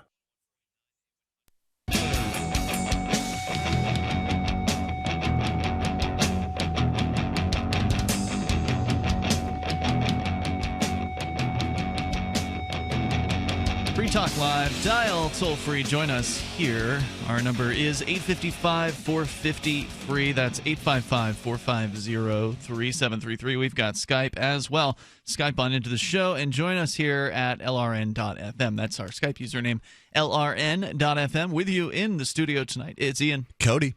And Johnson. We're talking about psychopaths. We're going to get deeper into that here in moments. I also want to let you know about healthcare in the United States. As you already know, it's all messed up. In fact, HIPAA has messed up medical records so much that one doctor doesn't know what the others are doing. It'd be great if we actually had a healthcare system that focuses on health and not sickness. And sure, health insurance pays for treating sickness, but it gives you nothing for being healthy. And doesn't that incentivize illness instead of health? Well, there's a free market healthcare company that can give you freedom from health insurance. It's healthexcellenceselect.com. They'll give you a proactive health assessment daily and no-charge 24-hour access to doctors, and also a medical information card that you can give to EMS, first responders, the emergency room, or whatever medical professional you want. You can check them out right now at healthexcellenceselect.com. Any kind of doctor, traditional, integrative, chiropractic, acupuncture, and massage. You'll love the service and price. healthexcellenceselect.com. We've been discussing sociopathy, psychopathy. You know, what are these people? How do you identify them? How do they operate? And that's what Johnson was getting into, and you know how it is like in the workplace. They'll come in, they'll assess the weaknesses, the vulnerabilities of the people that they're around. They'll target them and manipulate them. They'll say like nice things to them. They'll say whatever it is they need to say to sort of ingratiate themselves with that person, and then ultimately use them for whatever purpose they need to use them, and then abandon them. And that's what you were telling us about, Johnson. Yep. So let's continue. So we were saying, I think this is the last thing is, you know, it's not much different at the office. They get to know everyone, use that fake evidence to make a good first impression, and quickly figure out who has the power. Once they join the company, psychopaths try to meet as many people in the company as they can, spreading positive first impressions and collecting as much information as possible. While meeting and greeting. It's exactly what a politician does. Yeah, while meeting and greeting organization members, they study their coworkers' organizational roles, almost instinctively assessing their short and long-range utility or value. A person's value is based on where he or she fits into the organizational hierarchy, sometimes referred to as position power, technical abilities, expert power, access to information, knowledge power, and whether he or she controls staff, money, or other assets, resource power. Turns out it's quite easy for them. Their thrill-seeking nature is mistaken for prized employee qualities like the high energy and being action-oriented. And their lack of feelings? Oh, in the business world, we call that the ability to make tough decisions. Or someone who is cool under fire. You know, the stuff leaders are made of. And then they go to work making sure that they look good, their rivals look bad, and that all the evidence is well hidden. Another quote from Snakes and Suits. Specifically, their game plan involved manipulating communication networks to enhance their own reputation, to disparage others, and to create conflicts and rivalries among organization members, thereby keeping them from sharing information that might uncover the deceit. They also spread... So this is like the kind of person who will, single out an individual and say, such and such doesn't like you, and then go over and say the same thing to the other person and kind of pit people against one another. As long as they're going to get something out of it somehow, if they need something. So they also spread disinformation in the interest of protecting their scam and furthering their own careers. Being exceedingly clever and secretive, they were able to cloak their association with the disinformation, leading others to believe that they were innocent of the manipulation. If they've invaded your personal life, they use that bonding to start getting what they want from you. In the workplace, they quickly distinguish between pawns and patrons. Pawns are the co-workers and subordinates that they manipulate like chess pieces. Patrons are upper management who they get close to for helping them climb the corporate ladder. Maybe someone does catch on to their schemes, but did the whistleblower spend time making sure upper management likes and trusts them? Because the psychopath did. Guess who senior management trusts? So they'll pick the psychopath over the other person who might be telling the truth. Right. We believe that a breakdown begins to occur when the psychopath's web of deceit and manipulation becomes unwieldy, and too many people have had glimpses to their dark side. Eventually, someone tries to do something about it. A former pawn might challenge or confront the individual, and perhaps even try to bring the situation to the attention of the higher-ups. Unfortunately, by this time, the psychopath is well positioned through the influence networks and already established with others in the power hierarchy. The tables are turned because the credibility of the complaining employee has already been managed and undermined. Now, why, he would never do anything like that. Yeah. This psychopath. Yeah, so the article says here, now's the time to stop reading. As Yoda said, if you end your training now, if you choose the quick and easy path, as Vader did, you will become an agent of evil. So if psychopaths are so good at covering their tracks, how do we spot them? All right. How to identify a psychopath? Now, don't go falling into the trap of playing amateur psychoanalyst, calling everyone who has ever been mean to you a psychopath. But that said, this is an area where the research says you actually might be able to trust your gut. Studies show psychopaths who really do make people feel queasy. Why? The researchers suspect it might be an evolutionary response to an intraspecies predator. In a recent study, researchers sort of the old hair going up on the back of your neck kind of thing. Yep. In a recent study, researchers J. Reed Malloy and M.J. Malloy studied the reactions of mental health and criminal justice professionals concerning their physical reactions while interviewing psychopathic offenders or patients. The reactions were varied and included sensations and feelings that were gastrointestinal, queasy stomach. Did they know, though? Did they know they were interviewing a psychopathic patient? I don't know. This says muscular, shaky feeling, weakness, cardiovascular, pounding heart, pulmonary, shortness of breath. The authors suggested that their findings could be interpreted as suggestive evidence of a primitive, autonomic, and fearful response to a predator. They described the psychopath as an interspecies predator. Sad part is that psychopaths have a spidey sense, too. Research shows that they can sense a victim? They can tell when people are vulnerable targets just by looking at them. Wow. Beyond that, that's fascinating. Beyond that, be skeptical of people who aggressively turn on the charm. If someone is going out of their way to flatter you, ask yourself why. Yep. This is one thing. I spot these. I tend to have a really, really good sense for these people, like finding these people out, and I spot them very, very early on. And there have been a couple people who have come around who, like, I kind of spotted early on, like, this person is off, and spotted them, like, well before other people. Like, I have a very good sense for spotting these sorts of people. I can think of a few people that come to mind for me as well. Yeah. And I did not spot them until it was too late, unfortunately. Yeah. You live and learn, though. Yeah. Well, you're an empath, though, right? Right. Yeah. So you're kind of like an opposite of yeah, I feel like you're one of those people that they go, victim. Yep, that's what I was going to say. Victim. I'm the type of person where they see me, they go, oh, here's a guy who feels too much. Here's a guy who's overwhelmed by anxiety. I'm going to figure him out real quick and figure out his weaknesses and his fears. And yeah, it's some scary stuff, but they'll do it. Yeah. It says, and you know that old saying about not trusting people who are nice to you but mean to waiters at a restaurant? Turns out it's true. Psychopaths and narcissists are extremely status conscious with a strong tendency to kiss up and kick down. I think that's just a good test for anybody, whether they're a psychopath or not. But if you're out to dinner with somebody and they're unnecessarily mean to the help at the dinner table, the waitress or whoever, that's usually a bad sign. Probably not somebody you should be dating. Yep. So pretty soon here we're going to be getting into how to deal with these people. Okay, excellent. We're going to apply what we've learned so far here. Our toll-free number is 855-450-FREE. That's 855-450-3733. You can join us here. This is Free Talk Live. Want to build a maintenance-free, low and slow charcoal briquette fire that burns for hours for free? MeatMastersRadio.com will show you how to build a low-temp charcoal fire that's guaranteed fiddle-proof. It's easy and free.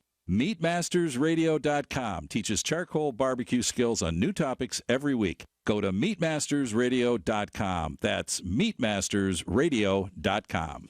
Hunters, anglers, campers, and survivalists. Get back to nature. Expand your horizons with the highest quality, most versatile, unique slingshots and sling bows on the market at slingbow.com. Sling bow products are compact and models start from just $17.98. They're perfect for your bug out bag or storing in your vehicle. Give yourself and your loved ones the excitement and tradition of sling bow. A new frontier in archery and truly modern twist on this primitive survival tool. Feel the thrill only at slingbow.com. This is Michael Dean from the Freedom Fiends radio show. I've run websites since 1996 and have used over a dozen web hosts in that time. AgoristHosting.com is the only one that hasn't broken my heart. Agorist Hosting's uptime and service is stellar, and their DDoS mitigation is the best I've seen.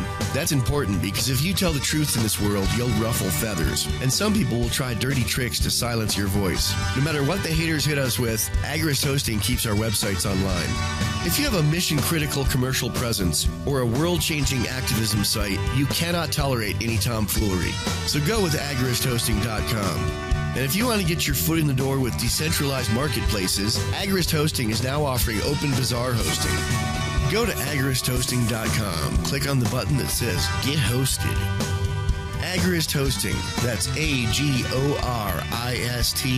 hosting.com.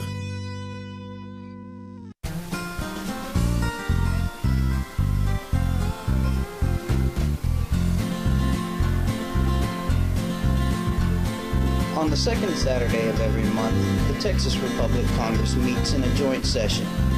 To learn how you can attend or become a member of Congress, visit thetexasrepublic.com. And together, we can liberate Texas. If you want to know the latest about Free Talk Live before we go on the air, all you need to decide is how you want it delivered. It's your choice. Visit news.freetalklive.com. You can get emailed announcements and participate in contests via our email updates list. Plus, we have a Twitter account that you can follow and a Facebook page where you can become a fan. So visit news.freetalklive.com to get news about Free Talk Live as soon as it's announced and the way you want it delivered at news.freetalklive.com. That's news.freetalklive.com. These statements have not been evaluated by the FDA. This product is not intended to diagnose, treat, cure, or prevent any disease. Work with your doctor when taking medications. Make Protovite part of your healthy lifestyle. HealthForLiberty.com is your source for Protovite, a powerful nutritional supplement that's a true breakthrough for your health. Poor digestion makes it nearly impossible to absorb the nutrition your body needs. Protovite is a liquid multi-nutrient formula with patent-pending absorption technology and the highest quality ingredients to nourish every cell in your body. My name is Sandra White. 6 weeks ago, when I started taking Protovite, I was on 14 medications, from everything for blood pressure to fibromyalgia. In the first 10 days, my blood sugar dropped 50 points, and my fibromyalgia pain is gone. And so was 12 of the 14 medications that I was taking. I'm 66, living life and loving it. Go to healthforliberty.com right now. That's healthforliberty.com. Thank you, Protovite, for giving my life back. What's up next? Visit the Liberty Radio Network program guide to find out at shows.lrn.fm. That's shows.lrn.fm.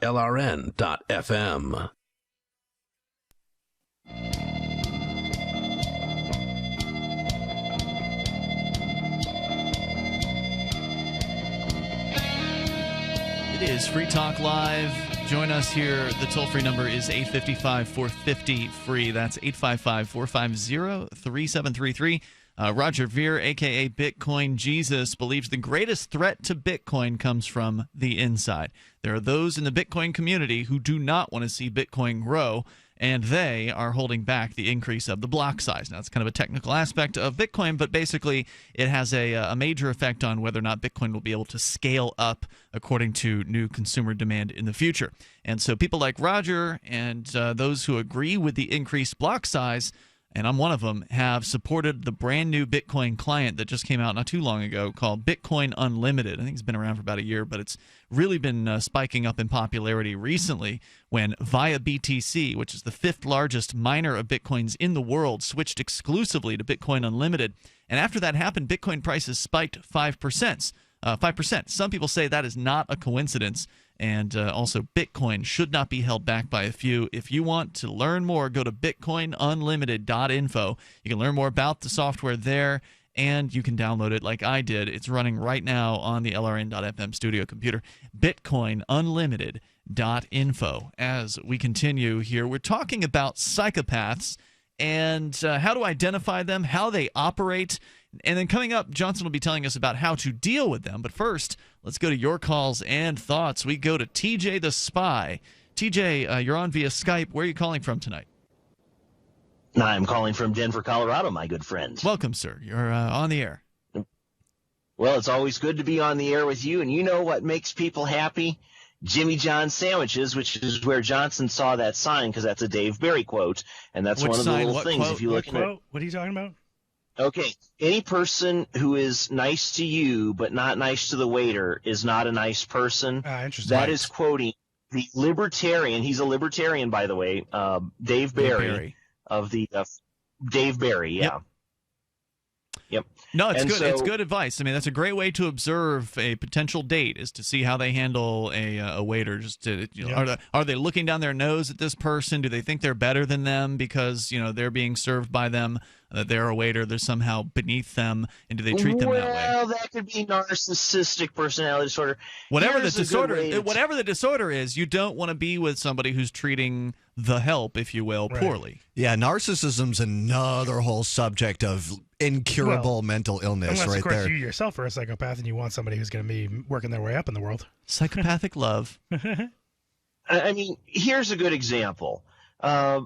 What somebody might want would be completely irrelevant to me if I were a sociopath. The correct term I like to use is antisocial personality disorder. ASPD. And these people they're just wired a little bit differently. So a good example would be like Cody.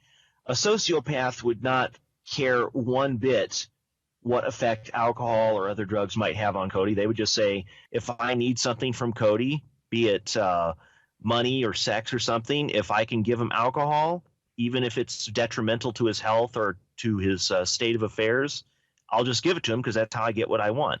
Sociopaths really have no concept of the individual. So it's one thing to hurt an individual and you, I made a mistake. I feel bad about it. Sociopaths have none of that. The idea that they made a mistake and it hurt somebody, that is not in their vocabulary at all. So they can't feel regret.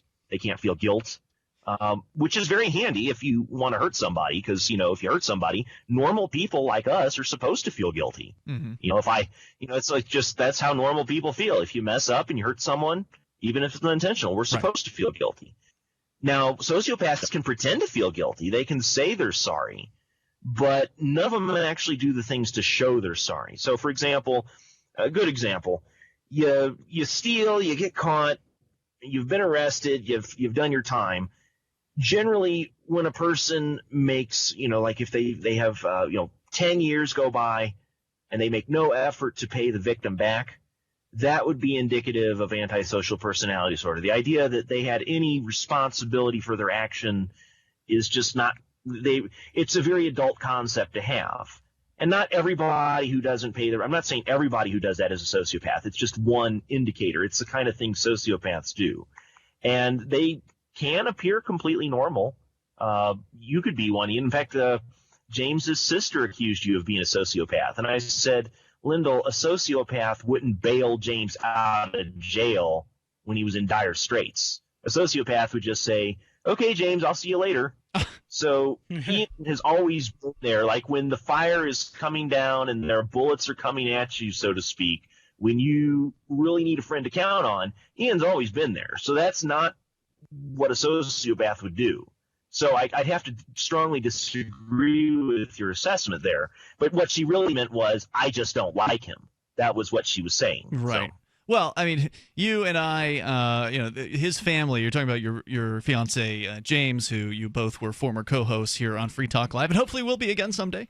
The family doesn't like you because they found out James is gay and you're his first, gay boyfriend that they've known about. And, so they don't like you. It's always an awkward conversation. And I mean, it's because, his whole family is lovable, but they're all mentally ill in different ways. So and they don't like me because, everybody blames Ian Freeman for why people move to New Hampshire, or why some of them do. So I'm sure they would have preferred James to have stayed in Georgia with them, but instead he moved here to be around liberty-minded folks. And so I get the blame for that because I'm one of the more visible characters. The only thing I'm going to blame you for is using your name in the third person. That's such a pet peeve for me. Fair enough. TJ, by the way, are you connected on like a Wi-Fi connection, or are you just like on a cell phone? I am connected on a cellular connection on Skype because you said the voice quality. I'm sorry if the packets are dropping out here. We're losing some It's just packets. making you sound a little drunk. That's It slows you down. It's actually slowing your voice down sometimes. It's just a little bit strange. Anyway, any other thoughts you want to share on this I was actually wondering, TJ, have you actually like in person identified a sociopath like in your life, like a friend, coworker, something like yes, that? I've dated quite a few. And given quite a few cars to them, too, because they play their heartstrings. They can go, oh, look at me, woe is my life. And you're like, oh, gosh darn it, here, you poor little thing. And you want to fix them, but then you realize at some point they're just using you because they keep recreating the same problems. So it's a very specific mental disorder. But, for example, Renee is not a sociopath because Renee has never wanted to – she's never wanted to hurt somebody physically who didn't anger her. Like she just doesn't go down the street and say, that person didn't do a thing wrong to me. I'm just going to kill them with an ice pick because I want to for laughs and giggles. So some people may have very strong tempers, but they'll say, look, I'm very sensitive about this thing. Please don't do it to me. Renee's also super caring towards animals. Like she'll swerve her own car off the road and kill herself in order to save a squirrel, that kind of thing. So I would guess that a sociopath or a psychopath is generally someone who's completely callous towards animals. Well, it's like I said, imagine going through life without feeling the emotions of guilt, shame, or anxiety. Imagine, for most of us, that would be such a load off our back if we could experience life that way. So imagine just... No wonder they're so successful. It must feel like life is just a game for you. And you're the psychopath. Right. If you're a psychopath or a sociopath, life must just be a game. And nothing really matters. Because who cares? It doesn't matter. I'm just going to have fun and make myself feel good. Well, Cody, I just wanted to let you know I wanted to share in your pain, so I went out and became a W-2 voluntary wage slave. I get to deliver yummy sandwiches to people, and I have a cute little hat. And, I said, I get to deliver. She said, why do you want to work here? And I said, my entire life, I've never done anything important, but I think feeding the hungry people of the world is one of the most important things you can do. So where are you working? And, Where are you working? I am working at a place where you get sandwiches so fast you'll freak. I have an idea. Is that Quiznos or something? What is that? Of all the sandwich shops, that's your first choice? I don't know. Subway? All right. Thanks for the call, TJ. If you're drowning in debt you can't afford, do not let the credit card companies trick you into thinking that you have to pay it all back, because you don't. What the credit card companies don't want you to know is that there's actually a way to get debt-free without paying off your entire debt or going bankrupt. If you have $5,000 or more in credit card debt, You now have the right to settle that debt for a fraction of what you owe. For free information, call Credit Associates now. 1-800-959-5928. We'll even show you how much money you could save. If you can't afford to pay off all your debt, do not let the credit card companies trick you into thinking that you have to. Call Credit Associates now for free information on how to get debt-free faster than you ever thought possible without debt consolidation or bankruptcy. We depend on your success and offer a guarantee, so there's no risk. For free information, call now. 1-800-959-5928. That's 1-800-959-5928. 1-800-959-5928. Think about this. Your community's aging water infrastructure systems are very likely to be contaminated with heavy metals like lead, disinfection chemicals like ammonia, chlorine and chloramines, and pharmaceuticals like statins, pain meds, and antidepressants. And no, water treatment plants are not equipped to filter these pharmaceutical toxins out. Protect your family's water supply with the trusted Big Berkey water filter. New NSF EPA certified lab tests show Big Berkey water filters remove chloramines, pharmaceuticals, BPA, pesticides, bacteria, and viruses, all forms of fluoride, and much more. Big Berkey water filters are the original and most trusted on the market, the gold standard in water purification, and our filters last for years at less than 2 cents per gallon. Big Berkey, the one powerful enough to purify stagnant pond water. Get your Big Berkey today. Call 1-877-99-BERKEY or click BigBerkeyWaterFilters.com. That's 1-877-99-BERKEY. Big Berkey Water Filters, for the love of clean water. Delighted health insurance executives gather in an outdoor coliseum to watch a patient battle cancer, and a self-conscious flasher is fully clothed under his trench coat. This is the Onion Week in Review. While stressing that they would absolutely never consider doing anything of the sort, German leaders quietly admitted this week that they were pretty sure they could carry out another Holocaust if they ever truly wanted to, quickly noting that the Holocaust was an atrocity that should never be repeated, no matter how easy it would be to do so. Almost all members of the German parliament discreetly conceded that with their country's dominance of Eurozone GDP, pulling off the unthinkable genocide would not be the least bit difficult. I'm just saying, hypothetically, that we very easily could do it. I mean, we definitely have the infrastructure, and the concentration camps are still standing. In other news, a so-called Christian has an erection. A new study finds more children are growing up in single-parent households, and a real-life Nancy Drew traces the source of her HPV. This is the Onion News Network. Here's a chance to do a little activism while you're cruising Facebook, Twitter, or Google+.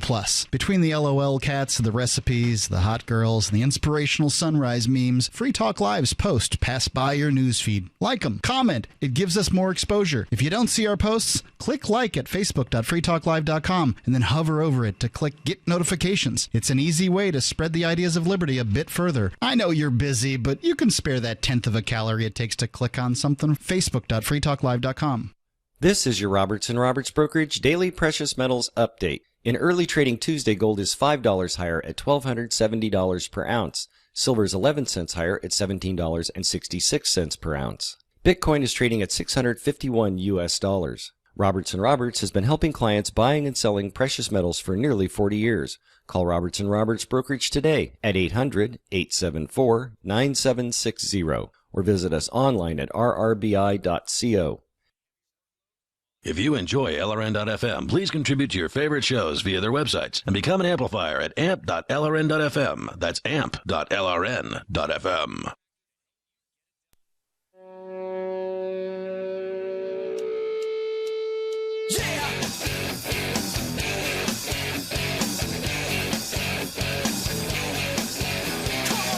It is Free Talk Live, and you can join us here. The toll-free number is 855-450-FREE. Are you a diagnosed psychopath? Have you seen the movie American Psycho? I was just thinking about this a moment ago. Years ago. Yeah, I did see that. Great depiction of what we're talking about on the violent side. Have you heard of Huey Lewis in the News? Is that a reference to the movie? Yeah. Yeah, see, I only seen it once. I don't remember anything about it. I just remember he was a psycho, and that's about it. Look at the font. The weight of the paper. But he was actually killing people. He was like the murderous kind of psychopath. Yes. Yeah. But we're not talking about those as much tonight. Not necessarily, right? But you could tell there was something different about the wiring of his brain and what his reward system was wired to, motivate him to do things. And the fact of the matter is that people are kind of slaves to their own brain chemistry in a lot of ways, you know.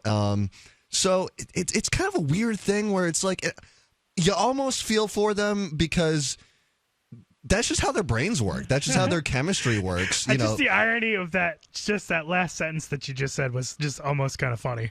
Yeah, like, I know. You feel for them. You feel for the psychopaths. It's not going to be reciprocated, that's for sure. Yeah, but. Exactly. Right. Hey, let's go back to the calls here and your thoughts. Also, Johnson, you're going to tell us more about how to deal with these guys. So we've talked about how to identify them, which actually was kind of, I mean, there really wasn't a whole lot there. It was like, oh, well, look out for people who are being really nice to you. Yeah. Otherwise, go with your gut seemed to be kind of the breakdown of how to identify them. But how do you deal with them once you can identify them? We'll get into that here in moments. But we've got Tom on the line in Baltimore, and he's a former cop. I bet you've been around a few sociopaths or psychopaths, Tom. Peg, I'll tell you, I feel as much sympathy for them in regard to the last comment as I do for a hungry bear or wolf licking its lips in the wild, looking at me for its next meal. And they can be that way. And by the way, there are pro-social psychopaths. Pro-social psychopaths? Yeah, it's a fairly new term. Back when I was studying psychology, I think they were still in the DSM-3, unrevised, and that takes us way back, but I think they're on 5 or 6 now. At any rate, I read a book not that long ago by a Dr. Fallon. I remember the name because I had a Captain Fallon who was kind of a quirky goof, and this guy is a neuroscientist. And he was studying PET scans of the brain. And they do it apparently for Alzheimer's diagnoses, and they also do it for looking at different patterns of people with mental disorders. And he was looking at people who exhibited signs of a psychopathic nature. And by the way, there's not a formal diagnosis of a psychopath. There's not? No, there's not. There are... there's no formal diagnosis, but because it encompasses such a wide range of symptoms, you have psychopathic behavior that fits into various different diagnoses. And there was something earlier that sociopathy is also synonymous with psychopathy. There was something earlier that Johnson mentioned that there was someone who came up with the first test for psychopathy. So it seems like you could test for it, or maybe there are some that don't could pass the test that it doesn't detect. Oh well, it's come so far since my time studying psychology. Now they have genetic markers they can look at, and these brain scans are amazing. They're very accurate. And this guy, he had gotten scans of his family members for Alzheimer's, the older ones, and he also had this other study of these people with mental disorders that were exhibiting signs of psychopathy. And he got them mixed up on his desk, and he thought, I'm going to have to pull the labels off because it was a double-blind study. And he looked at it. He realized, you know what, I didn't get them mixed up. Somebody in my family has all the signs of a psychopath. And when he finally looked at it more closely, it was him. This is Dr. Fallon. This is a libertarian. This is a libertarian psychologist. I think I've heard of this guy. Wow. What was his name? Fallon? Dr. Fallon. I can't remember his first name, and I think he's the one that coined the phrase pro-social psychopath. But this guy is also a libertarian, right? This guy is a fairly strong, pretty well-known libertarian. Who this psychologist? I think I know of the guy you're talking about. James Fallon. He's kind of a big guy. I don't know what he looks like. I don't have a picture of him here, but they've come up with careers that psychopaths or people with psychopathic behavior are likely to be involved in, and TV personalities and radio personalities is a big one. What else? Journalists, police officers, clergy, chefs and civil servants, salespeople, lawyers, and politicians. How about that? Yep, this is the guy. Oh, and lastly, they're immune to the yawning stimuli. So if you yawn and, someone will look at you and yawn back, usually. Interesting. Do that with someone you know. If they don't have that yawning stimuli, if they don't yawn back, there you go. Because there's obviously no emotional mirroring. So so they're not going to be affected by. That has to do with empathy? Sure. Yawning? Yeah. Interesting. Yeah, it's fascinating. I guess we can add that to the short list of how to identify these people if they don't yawn when other people yawn. I mean, the yawning thing even happens intraspecies, right? Or intra, because like if Jazzy will yawn, I can yawn, or vice versa. So it happens. But I think you will find with emotional mirroring is that people will they will sort of match your body language if they are kind of like locked in conversation and they are feeling empathy. So if one person does something with their arms, then maybe they'll do that too. Well, when Ian asked me so about I don't even think have it's I just encountered them, a big thing that you can't know for sure if you have is they're great at mimicking. So if they are really sly and wily, they will mimic what they know is expected. But it's an act. They don't actually feel those So they're doing it on purpose instead of it being more of a natural sort of thing. Which is what I was going to say, is that's why the yawning is a good test, because it's less likely someone's going to think to mimic a yawn, but somebody who and they teach you mirroring in sales. So in the sales profession, they tell you that you want to mirror the potential client or the prospect. So if you're sitting at over a table or over lunch or whatever, and the person's sitting back, you also want to sit back. If the person's leaning forward, you want to lean forward. And so like there are people, salespeople specifically, who have learned this tactic, and it's very likely that psychopaths have learned about mirroring. Thank you. I wondered why salespeople were on that list, and you educated me on that. Well, I've even caught myself. I've been working at CVS as a cashier for a few weeks now, and I've even caught myself. I'll actually talk in a different way to match the person, to match whoever it is that comes up to buy whatever it is,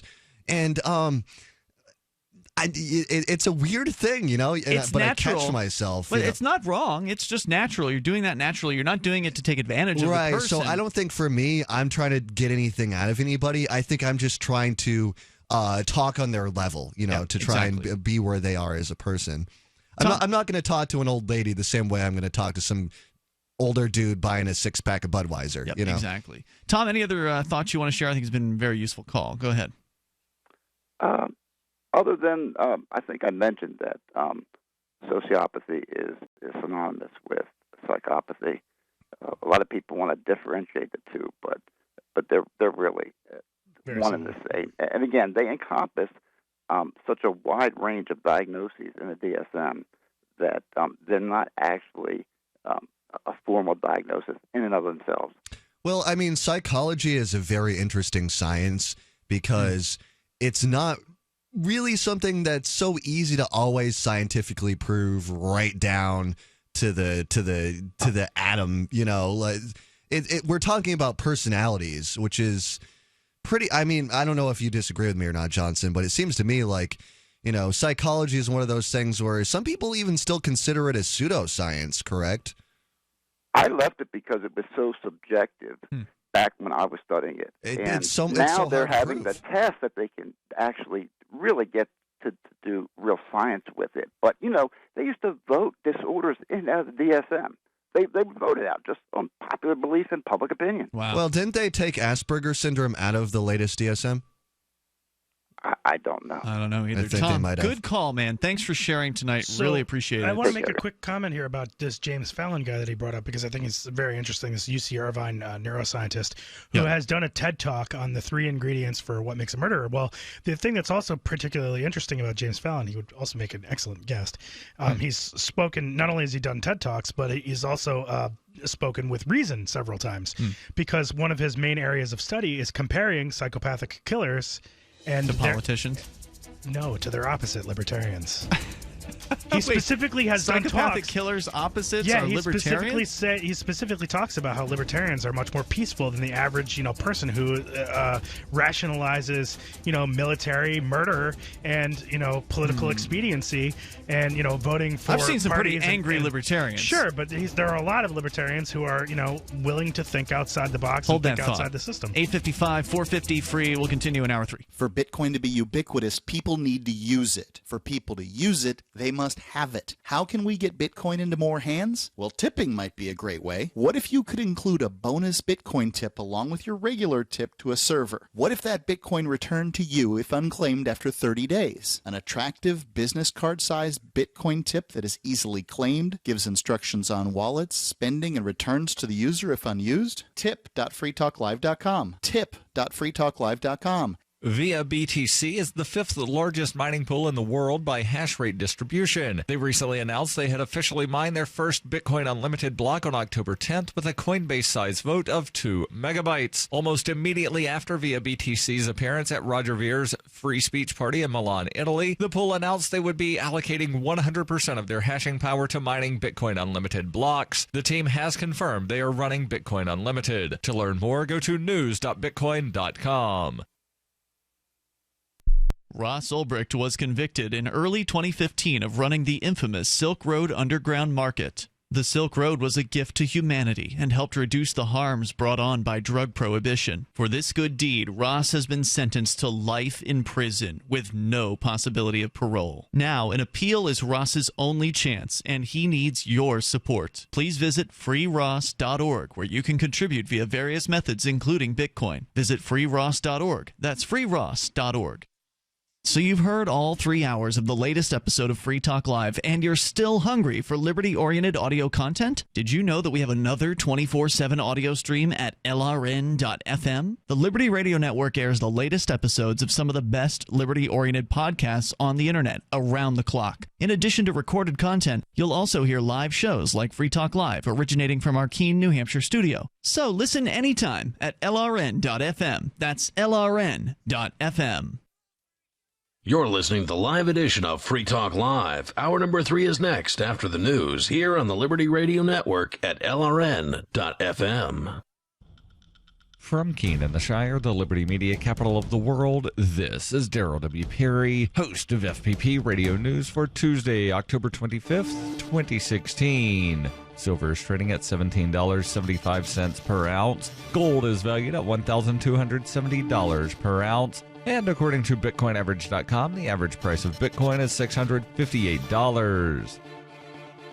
Antiwar.com reports U.S. officials continue to dial up the rhetoric over Filipino President Rodrigo Duterte after he reported earlier this week his intentions to separate from the United States and see the Philippines shift to a closer diplomatic and economic relationship with China. Assistant Secretary of State Daniel Russell on Monday warned that Duterte was creating a climate of uncertainty and insisted that there was a growing international concern over his government. Russell added that the comments were not a positive trend in relations. Indeed, there is international concern over Duterte's government and its use of summary executions against drug dealers and users. Yet the U.S. concern over this appeared non-existent until Duterte suggested U.S.-Philippine relations might be less slavish than they've historically been. It appears to be working, as Duterte, who is heading to Japan next, backed even further off those comments about separation Monday, insisting now that nothing is really going to be changed and that no one should worry about the Philippines' alliances are going to shift.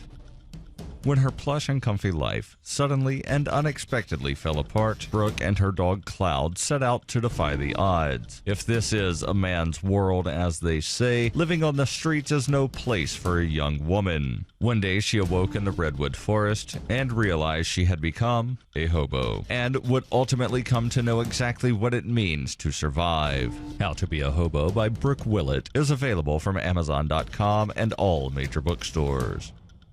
UPI reports the federal government says some consumers face sticker shock when they select new plans for 2017 on healthcare.gov, but insists that higher subsidies will offset what are expected to be large rate increases for health insurance. The U.S. Department of Health and Human Services reported on Monday that health insurance premiums for plans sold through the federal online exchanges will increase an average of 25%, significantly higher than the increase in previous years. The price increases are being driven by more people than expected buying the plans plans and using more services than insurers expected. The increase in expense from sick consumers using more health services cut into profits, causing many companies across the country to pull out of the exchanges. Consumers saw a 2% increase in 2015 and a 7.5% increase in 2016, far less than the increase expected for 2017. HHS officials said most people shopping for insurance through the exchanges will have 3 or 4 companies offering 30 or 40 plans to choose from, but many could be selecting products from just 1 or 2 companies. In a data brief, HHS officials predict more than 11.4 million people will buy plans through the health insurance exchanges, an increase of about 1 million people over 2016, many of whom could find they are eligible for help paying for insurance where previously they were not.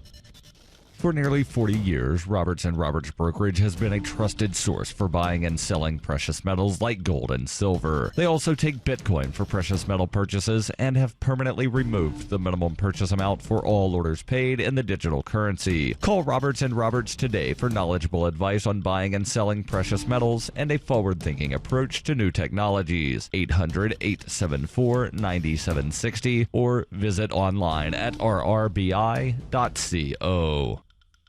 Reuters reports former Pennsylvania Attorney General Kathleen Kane was sentenced on Monday to serve 10 to 23 months in county jail for leaking confidential grand jury information and then lying about it to investigators. Kane, the first woman and the first Democrat ever elected as Attorney General of Pennsylvania, was convicted in August of charges of perjury, false swearing, obstruction of justice, official oppression, and conspiracy. She resigned 2 days after the jury in Montgomery County's Court of Common Pleas handed down its verdict. In addition, Judge Wendy Demchick Alloy sentenced Kane to 8 years of probation, saying a lesser sentence will depreciate the seriousness of the crimes of this defendant. Kane, who intends to appeal her conviction, had faced a maximum sentence of 24 years in state prison. Kane was accused of giving information from a grand jury proceeding in 2013 to a Philadelphia Daily News reporter to retaliate against a former state prosecutor, Frank Fenna. Witnesses for the prosecution said the Kane investigation had brought havoc to the Attorney General's office. Frank D'Andrea, a former police chief of Hazleton,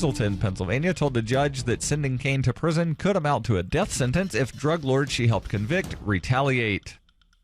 This has been FPP Radio News, online at fppradio.com. This is the Onion Week in Review. A study finds that Americans need 6 hours of uninterrupted sleep at work in order to leave the office feeling refreshed and alert. Leading endocrinologists told reporters that more and more people are pulling all-dayers and drinking coffee just to keep themselves awake for meetings and conference calls, and that in order to be properly rested, employees should arrive at work, check their email for a few hours, and be sound asleep by 11:30 a.m. at the very latest. In order for the body to properly function, adults need to make sure that they're well rested and they're not staying up too late at work. The Lord our God, divine creator and ruler of the universe, announced Wednesday that he does not consider human beings his most impressive creation, saying instead that mountains are categorically superior in every way. Claiming that mankind was a good creation and worthy of praise, the deity explained that human beings simply pale in comparison to the slopes, valleys, and sheer magnitude of a snow-capped 20,000-foot mountain, and that while all humans eventually grow old and die, mountains last forever. This is the Onion News Network.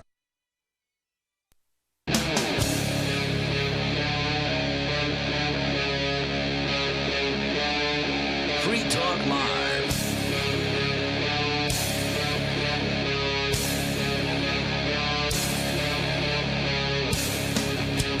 It is Free Talk Live, launching into the third hour of the program. Plenty of time for you to join us here if you'd like. The overarching discussion here throughout the show, however, has been psychopaths, how to identify them, what they're all about, and how to deal with them. We haven't gotten to the how to deal with them part. We're going to be doing that here in a moment.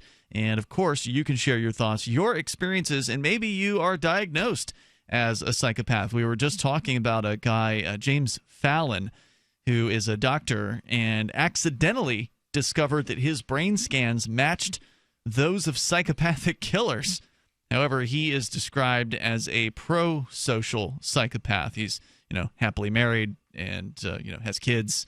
He's not killed anybody. So, not all psychopaths are killers. In fact, probably the supermajority of them are not killers.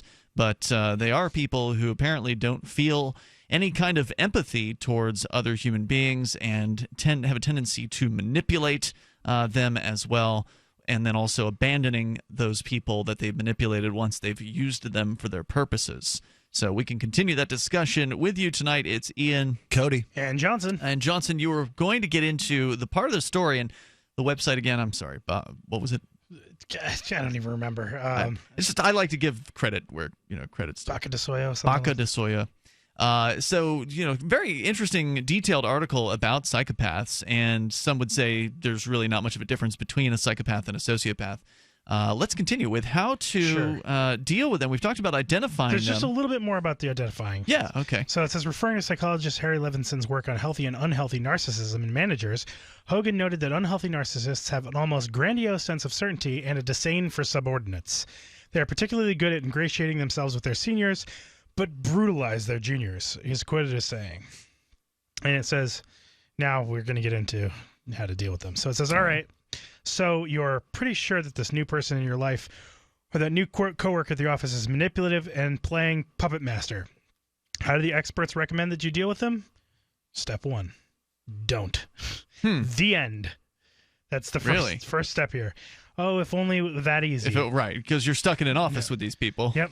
All the resources I looked at have had the same primary suggestion. Just get the heck away from them. If it's your personal life, that's doable. At the office, you can't. That may not be an option. And what? You leave the office just to find out the next one you work at's got another psychopath. Yeah. Companies can avoid hiring subclinical psychopaths in the first place by using multiple rounds of structured interviews. Flexible interviewing procedures allow charming predators too much room to use their powers of influence and check references. Psychopaths lie on resumes a lot. But if you have to deal with them as an individual and you can't get away, don't play their games. They're better at this than you are. They've done it before. Harvard psychologist Martha Stout says that you might think that you're being a hero, but you're actually charging into an ambush from the sociopath next door. Do not join the game. Intrigue is a sociopath's tool. Resist the temptation to compete with a seductive sociopath, to outsmart him, psychoanalyze, or even banter with him. In addition to reducing yourself to his level, you would be distracting yourself from what is really important, which is to protect yourself. Even if you win, guess what? Now you're using manipulative games. Stanford professor Bob Sutton, and author of Good Boss, Bad Boss, tells all of his students, when you take a job, take a long look at the people you're going to be working with, because the odds are you're going to become like them, and they are not going to become like you. You can't change them. If it doesn't fit who you are, it's not going to work. But what's the attitude most people get wrong when dealing with a possible psychopath? And you have to, this is step 2, accept that some people are just bad news. You might believe that all people have good in them, or that every person can be fixed, or that they'd be better if... That's not going to fly here, sorry. Again, from the sociopath next door. The first rule involves the bitter pill of accepting that some people literally have no conscience. Do not try to redeem the unredeemable. You can't change them. What you can do is get to know how they work and get to know yourself better. Know where your vulnerabilities lie, because psychopaths are experts at figuring them out. Address your weaknesses before they exploit them. And this is really intense. Yeah. Snakes with Suits. When psychopaths go to work, this is an excerpt from that. As one psychopath put it, I love do-gooders because they do me such good. Wow. Often a subclinical psychopath is telling so many lies it can be hard to see straight. How do you keep your head clear? Step 3, pay attention to actions, not words. This is another one that all the sources agreed on. Don't listen to the excuses, rationalizations, or outright lies. Don't listen to what they say they will do. Pay attention to what they do actually do. Yep. Harvard's Martha Stout recommends using the rule of threes to tell an honest mistake from manipulative behavior. One lie, one broken promise, or a single neglected responsibility may be a misunderstanding instead. Sure. It frequently is. Yep. 2 may involve a serious mistake. But 3 lies says you're dealing with a liar, and deceit is the linchpin of conscienceless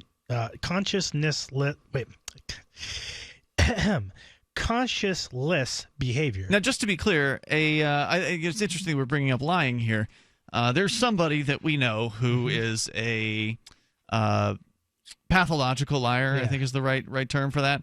And I don't think that means that person is a psychopath necessarily. Right. I person think just probably has self-esteem issues. Who knows what the reason is for that lying? But I don't think that just because someone's telling a lie a lot means that they're necessarily a psychopath. But it certainly could be a warning. I think one of the biggest warning signs that I've gathered from the how to spot is somebody who's really focused on kissing up and kicking down. That whole thing is somebody who's moving up the social order, trying to move up the social order, and treats people that they see below them as very, very badly.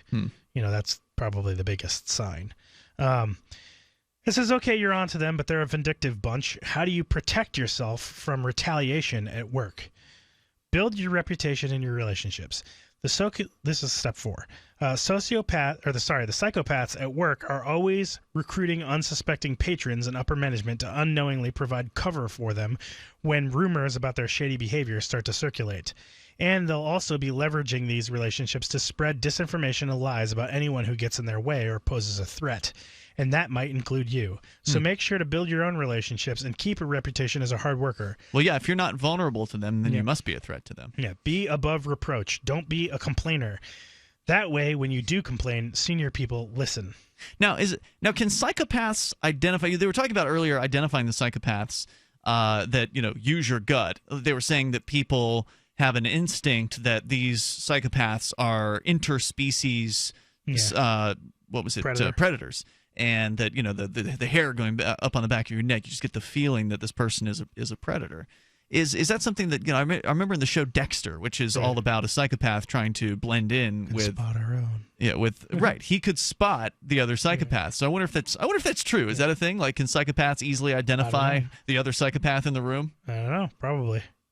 So I would guess so. If you're self-diagnosed and you want to admit it, we'd love to hear. Or not self-diagnosed, but if you've been diagnosed. And you're aware of it, we'd love to hear from you. 855-450-FREE. So to protect yourself, make sure you invest energy in managing your own reputation, to build open and honest relationships with your peers and your boss, to work up your abilities, and to follow applicable policies and procedures. And if you're dealing with a possible psychopath in your personal life, relationships are just as important. Friends can often be more objective than you can. When multiple confidants say, he or she is no good, you might want to listen.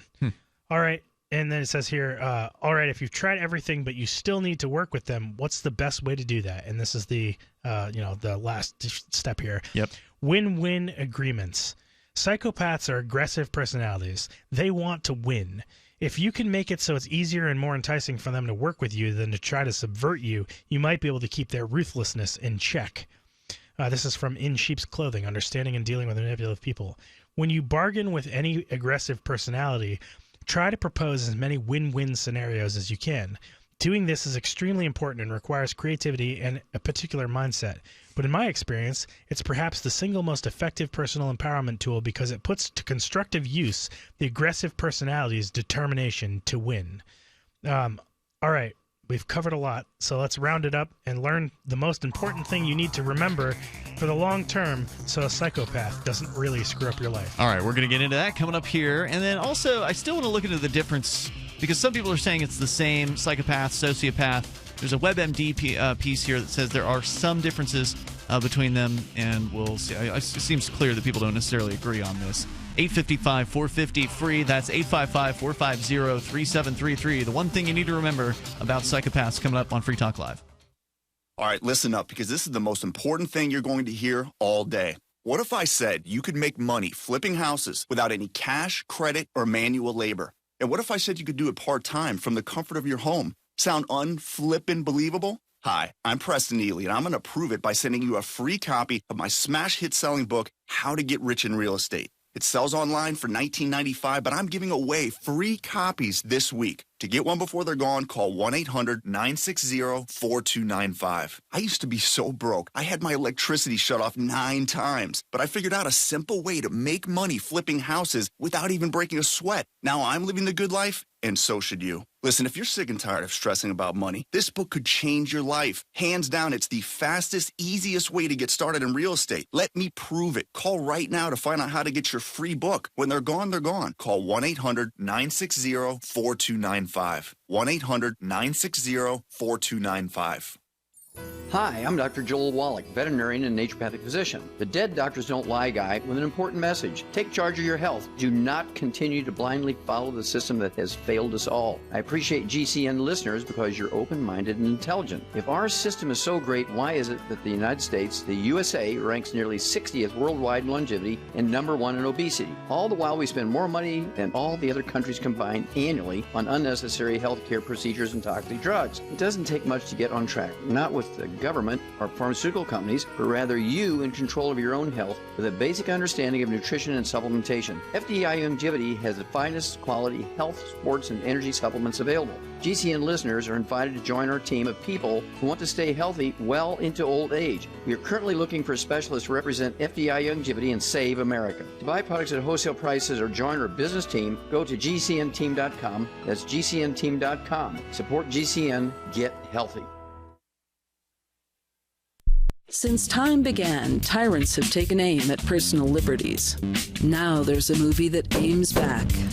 The government has no more right to tell us what to put in our bodies than they have to take our guns or tell us what books we can read. 6 drug police were eaten by bears while raiding a marijuana farm. On your knees, you dirty hippie! Jesus. On your knees! What's the problem, officer? Today, many cops who enforce pot laws do so only because it provides them with cushy jobs, good benefits, and a chance to push people around. I was an undercover narcotics officer. The drug war is nothing but a farce. The Second Amendment says you got to keep you and your gat intact.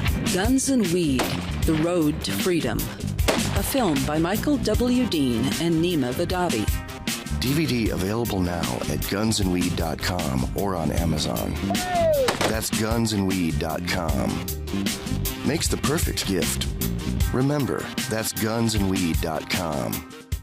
LRN.FM is proud to announce our official listening apps for Android and iOS devices.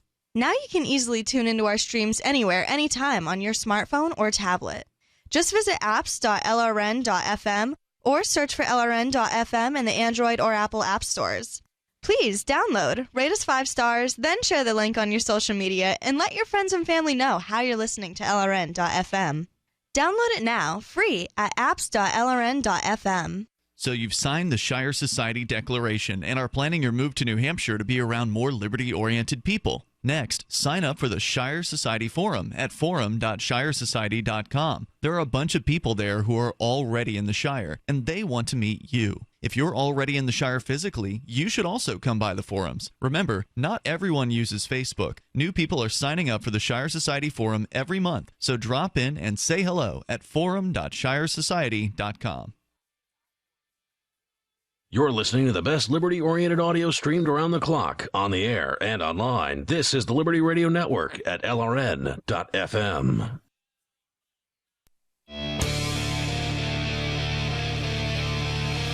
It's Free Talk Live, and you can join us here toll-free. Bring up whatever you want, although right now, lots to talk about psychopaths here on Free Talk Live. How to identify them, what to do about it. And still to come, a little bit more on that discussion. You can also join us toll-free here and bring up anything you want. 855-450-FREE. That's 855-450-3733. Roger Ver, who is an early proponent of Bitcoin, also a libertarian, entrepreneur, peace activist, and longtime listener and supporter of Free Talk Live, has predicted great things for Monero. Monero is a cryptocurrency with robust security and privacy features. And I've got a little bit of it. Now, we're not telling you to buy Monero, but you probably should take a look at this and decide for yourself. If you're interested in Bitcoin, then you owe it to yourself to check out Monero. In fact, Veer has predicted a market cap for Monero as high as $1 billion in the near future. And we've heard that Jax.io is going to be incorporating it into the Jax wallet, which is the official cryptocurrency wallet of Free Talk Live. And people have begun trading Monero on the dark markets, or the darknet markets, and of course that was how Bitcoin got a boost in its early days as well. So there's a lot of similarities, and one of the other things that's really interesting about Monero is it actually wasn't based off of Bitcoin. It was created from scratch as an anonymous cryptocurrency, so it's very, very different in a lot of ways, and that makes it unique. GetMonero.org is where you can go to learn about it. That's GetMonero.org. And, of course, we'll tell you more about it, especially once it comes out as a Jax option and at Jax.io in their wallet. We'll definitely let you know about that because that's going to be a major advancement, I think, for Monero. Because right now it's so new and so undeveloped that they don't even really have a really user-friendly wallet for it yet. So, now's the time to start researching it. GetMonero.org as we continue here with a detailed story, very interesting, very useful, that you've been sharing with us, Johnson, tonight about how to identify psychopaths, what it is to be a psychopath, how these people work, and how they manipulate people. They assess people's weaknesses and then ultimately, use them up and throw them away. Yep. Now, there's one more part to this story that you wanted to share, which is the one thing to remember. This is just the summary. The summary, okay. Yep. All right. Just a sort of quicker, broken down summary of how to deal with a psychopath. So here it is. Don't. That's the first step. 1, run. 2, are you sure you can't run? Then accept that some people are just bad news. A tiger is not a good house pet, and you will not change that fact. Tell that to Siegfried and Roy. Pay attention to actions, not words. No excuses, no BS. Use the rule of threes. Then build your reputation in your relationships. The rule of threes was in relation to a person who told at least 3 lies. Right, yeah, and just paying attention to actions and not words. Build your reputation in your relationships. You need a good defense and a good advice. And then win-win agreements. Make it easier to go through you than to destroy you. When in the middle of a death match with a ruthless monster of a human being cynical is like having ESP. A jaded perspective can keep you one step ahead of them, but in the long term, it can be toxic. Don't give up on all people just because you dealt Johnson. Don't give up on all people just because you dealt with a really bad one. Mother Nature has a sense of humor. On one hand, you have psychopaths who have zero empathy. On the other hand, there are people with Williams syndrome. They have too much empathy. They trust everyone. Is this Cody? They love everyone. Could be. Or it could be you, Ian. Williams syndrome. They love everyone. Oh. Well, I can love somebody but keep them at an arm's length. Yeah. If someone has proven themselves untrustworthy, it doesn't mean that you should trust them. Kids and adults with Williams love people. They literally are pathologically trusting. They have no social fear. Researchers theorize that this is probably because of a problem in their limbic system, the part of the brain that regulates emotion. There appears to be a dysregulation in one of the chemicals, oxytocin, that signals when to trust and when to distrust.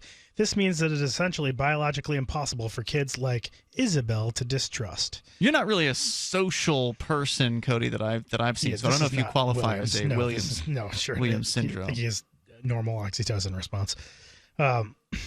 Some people are too good, some too bad, and most of us are somewhere in the middle. Don't let a bad experience with one person ruin the party. This is again from The Sociopath Next Door. Do not allow someone without conscience, even a string of such people, to convince you that humanity is a failure. Most human beings do possess conscience. Most human beings are able to love. To live a happy life and a productive career, you may need to give up on particular people, but that doesn't mean you have to give up on all people. Good advice. There it is. So, Cody, you had an experience that you were bringing up during one of our breaks, and I said, well, let's talk about this on the air as long as you're willing to, and you said you were. Sure. We'll change the names to protect the maybe not so innocent in this case. But you had an experience with someone who you believe is a sociopath or psychopath. Yeah. So, there was this girl who kind of entered the Liberty movement in Manchester while I was living in Manchester. And she started sleeping around a lot. She was a native, too, right? Like, she didn't come here for the Free State Project or anything like that. I don't know. I don't actually remember how or why she ended up in New Hampshire. I think previously... I recall someone telling me she was a native. Previously, she was in Utah. I don't remember where she was born. Okay. But she was the type of person where she would do this thing, kind of like what we were talking about, where, she would really charm the hell out of you, even if it was for no reason, to the point where you start wondering where it's coming from. Like, why is this girl being so nice to me? Right, and she would do that. Which was one of the signs that you're supposed to look out for, was somebody who was, like, unusually complimentary, unusually She was very complimentary, and she was fearless.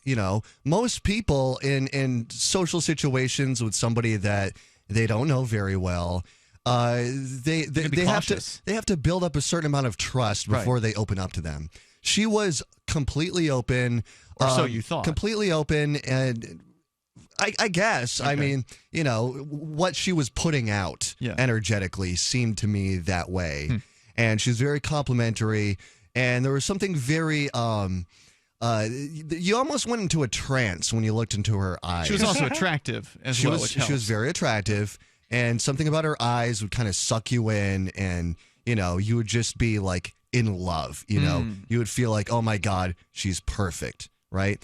But she would do this with multiple people, and the thing was, there was no men and women. Yeah. Yep. Yeah. Okay. Yep. And there was no like, I'm going to, I like this person, I'm going to stay true to them, I care about them, this sort of thing. And it's different. I think it's different than the whole poly sort of thing. It was more or less like, I'm going to have sex with everybody. It's not really like a polyamorous relationship. There was no love there. It was just she was seeking. Whatever she was putting out seemed like it. It was convincing. But it wasn't necessarily real because, and another thing, too, is when we were talking about sociopaths, zoning in on your weaknesses and figuring out how to put you in a vulnerable place. Well, the first time we kind of got together, I was incredibly high on mushrooms. And for me and when personally, you say got together, do you mean sexually or sexually? Like you met her? Sexually, right. And for me as an empath, people get kind of confused about who I am as a person because I put walls up when I'm sober.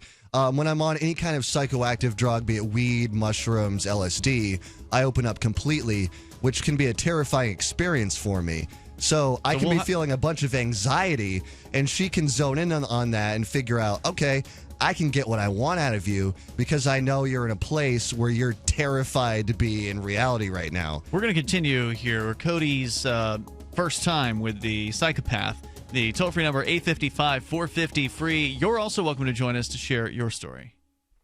You know about RVs, you've heard about bunkers, but surviving is not recreation, and man wasn't made to live underground. Introducing Survivalist Camps, the ultimate fully functional off-the-grid survival bug-out house that's mobile, well-equipped, and custom-built to outlast any other RV or trailer. Go to survivalistcamps.com to learn more. That's survivalistcamps.com, providing your basic needs to survive. Survivalistcamps.com.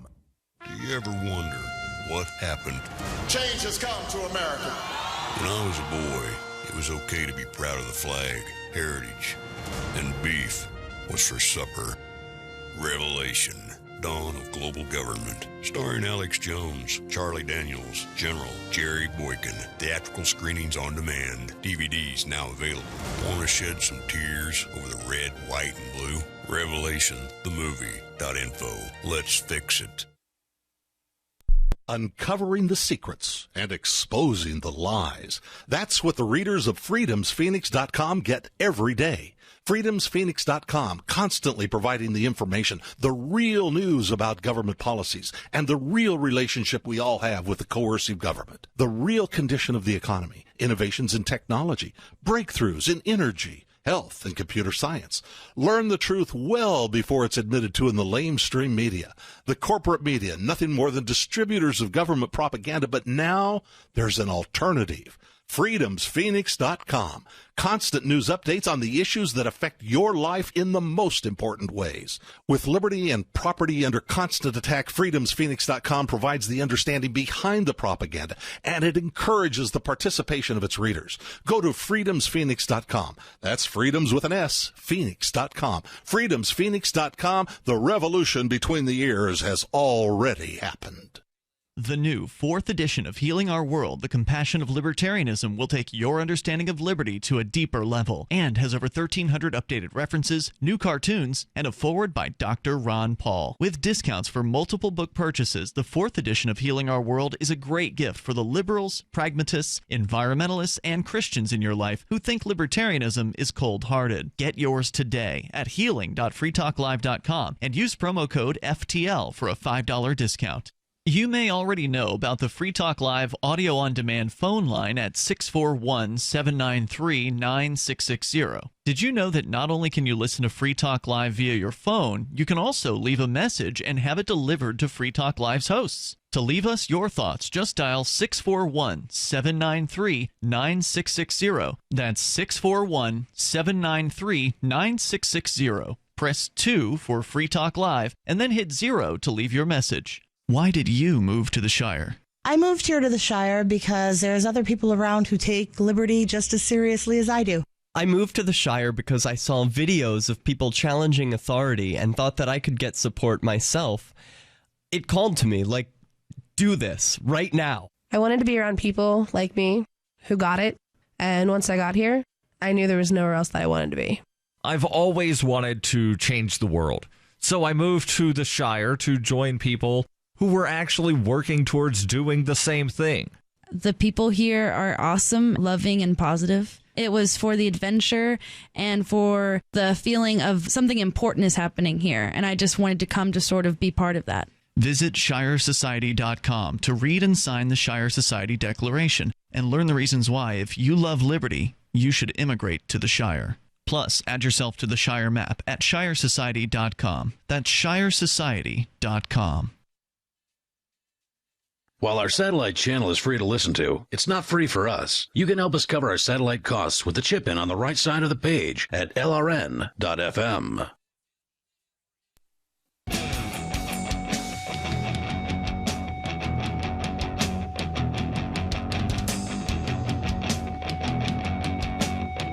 This is Free Talk Live, and you can bring up anything you want. Take control of the airwaves. Toll-free number 855-450-FREE.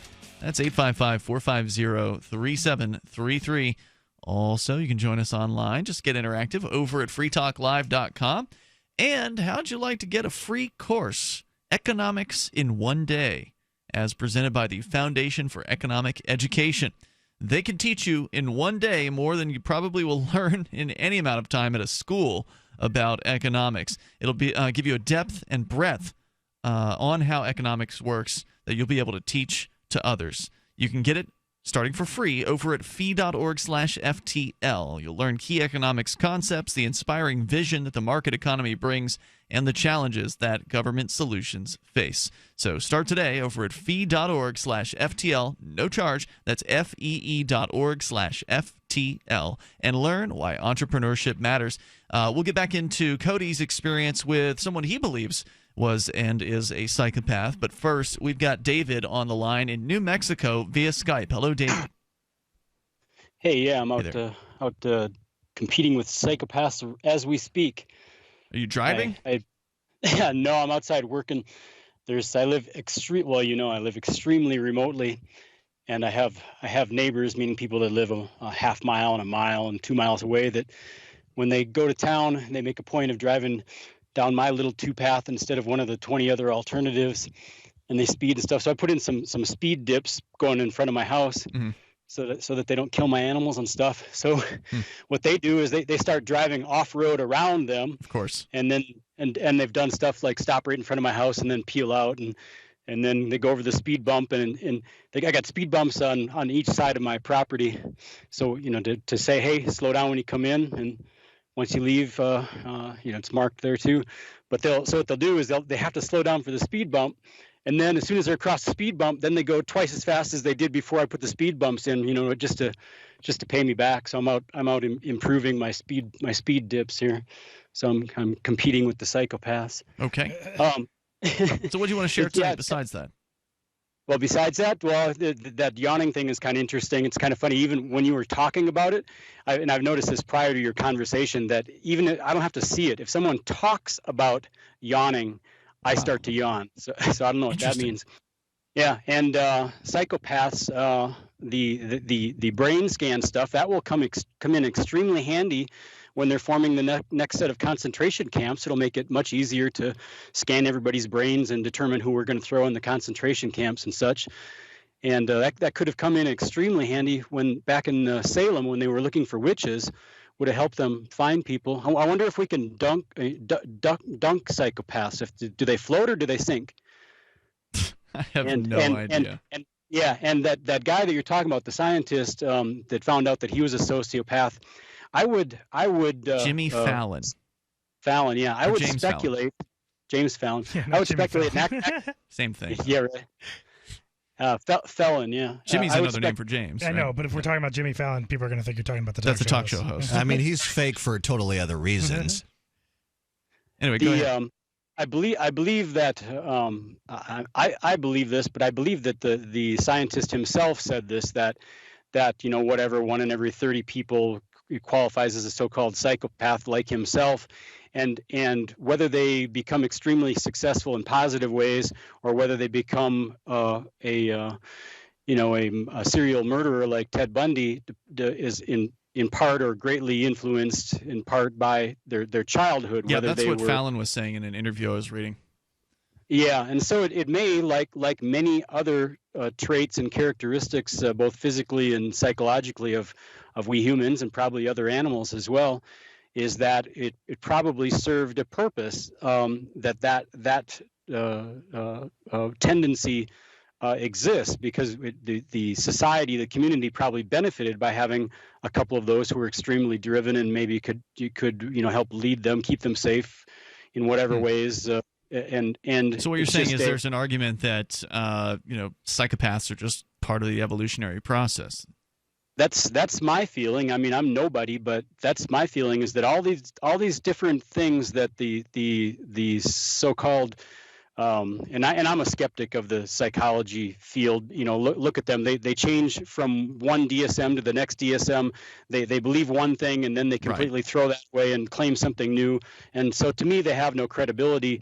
Let me throw this in before I don't get it in, is that industry, the psychologists, psychiatrists, so on, they come in extremely handy for politicians or whoever wants to label somebody as dangerous. Yep, they can justify that with that, sure. Exactly. Oppositional defiance disorder, that's a new one. I don't know if it's that new, but yeah, I mean, it's been around for several years that I know of, and we all probably fall in that category. Sure, we don't yeah. like being told what to do. David, thanks for your call tonight. Interesting thoughts there. Let's continue with Sarah in Albuquerque. You're on Free Talk Live. Hello, Sarah.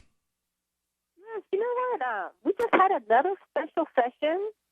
I think this is our second or third one. Now, what made it special? David That's what I'd like to know. Why was it special? Well, it's a cost at $50,000 a day, and then you remember we had what is the session that costs $50,000 a day?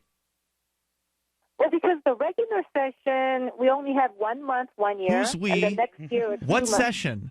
Sarah, we have no idea what you're talking about. Also, give me a reason to care, if you would. Yeah, that's another good point. Well, you know what? Do you know why I'm calling? Because if David is listening from New Mexico, I know he's an activist. I'm so frustrated that we have the shortest state session in the whole country. Okay, so you're talking about some kind of legislative session? Is that what you're referring to? Yes. Right, within our state. Yeah, Okay? actually, I think Within that's our a good thing, because if those politicians are meeting for fewer days, as they are in New Mexico, they actually do have she's right about this. It's very rare that Sarah will be informed on what she's saying. But the New Mexico actually doesn't pay their state representatives very much at all, just like New Hampshire. And their session is, I believe, even shorter than New Hampshire. I could be wrong about which one has it shorter, but they are fairly short. They don't meet for that long on a yearly basis. I say that's a good thing because it keeps those psychopaths from hurting more people. Thanks for the call, Sarah. Toll-free number tonight, 855-450-FREE. That's 855-450-3733. Now, just remember, when you call a talk radio show, the other hosts are not telepathically linked to you, so they don't know, and the listeners certainly aren't, so they don't know what it is you're talking about necessarily. So you have to kind of set the scene, if you will. Maybe paint the picture for the people who are listening, which includes those of us in the studio. Right. So we were talking about, Cody, your experience with a lady that she reeled you in, man. She had you hook, line, and sinker. Those eyes. Those eyes. Right. She was beautiful, but on top of that, she was also very complimentary towards you. She managed to really ingratiate herself with you, and you were just head over heels for this girl. But it turned out she was doing that to everybody. His very own Hannah Exactly. And, I am going to keep names out of this, but a female friend of mine was attracted to her before I was. Mm-hmm. And, she was basically screwed over by her because she quickly moved from her to me. Without really a moment's notice, just like, oh, hey, he's around. All right, cool. Maybe I'll see if I can sleep with him. And, I hadn't had sex in quite a while, so I was pretty okay with the situation. And it was actually my female friend who, weeks later was like, nah, dude, she's a sociopath. And I didn't believe her. I just thought she was butthurt. Right. Oh, okay. Yeah, sure. She's a sociopath. You're just jealous. That's what we all thought until, there came that moment. And this is kind of what we were talking about, where they will charm you to death and make you feel like it's real, make you feel like, oh, wow, somebody really cares about me. And then in a moment's notice, they'll shut it right off. Flushed. And it was almost a palpable feeling of like, because I remember, I had been with her a couple times, and she was cuddly and nice. And I was like, almost thinking like, oh, she's the one. And then there came this point where, we were chatting for a while and it was nice. But then there came this one day where she stopped talking to me. And whatever feeling I had, this feeling of connection, it was severed almost immediately. And you hadn't done anything to deserve that. You hadn't, cheated on her or lied to her or anything like that. No, nothing. Toll-free number tonight, 855-450-FREE. If you want to talk about your experiences with Psychopaths, you can join us here. It's Free Talk Live. Today, how to incorporate your business in just 10 minutes so you won't lose everything if you get sued. Step 1, stop putting it off. If you're not incorporated and someone sues your business tomorrow, it's not just your business at risk. You can lose everything: your home, your car, even your life savings. Step 2, call the following number for a free 10-minute incorporation guide from Incorporate.com. 1-800-945-1063. They don't provide legal or financial advice. They just make incorporating quick and easy. So you can incorporate or form an LLC in just 10 minutes. That number again is 1-800-945-1063. Step 3, congratulate yourself. By taking just 10 minutes to incorporate your business or form an LLC, you protected your home, your car, and your life savings. And that is how you incorporate your business in just 10 minutes. But hurry while they're still giving away these 10-minute incorporation guides for free. Call 1-800-945-1063. That's 1-800-945-1063. Are you tired of commuting to a job that makes someone else rich? Working harder than ever, but getting nowhere? Do you hate spending hundreds of dollars every week on daycare? Having someone else raise your children? With our opportunities, you can start earning money as soon as next week. You get to be the boss, work from home, and live a happier life. At Be the Boss Network, you'll find hundreds of work-from-home opportunities that you can literally start today and be earning money as soon as next week. Go to freedom106.com and start earning money as soon as next week. You get to be the boss. Get out of the rat race. Work from home. Go to freedom106.com right now and change your life today. That's freedom, the number 106.com. Go to freedom106.com and start earning money as soon as next week. You be the boss. Go to freedom106.com. So the protection of life, liberty, and property is what the Free State Project is all about. But it's an effort to move 20,000 people who understand. It's about demonstrating to the entire country that, yeah, we can have a free market, a truly free market. Making it just a freer, great place to live. It's the world's largest voluntarist libertarian community, and it's only getting bigger. That's amazing, to be able to move to a place where other people passionately believe in being free and independent. What the Free State Project is managing to do, though, is to put their money where their mouth is. It's physically getting up across the country and saying, let's go someplace and let's demonstrate the power of these ideas. There's a lot of kind of philosophy that surrounds liberty. There's a lot of thinking about it and talking about it. But here in New Hampshire, people are doing it.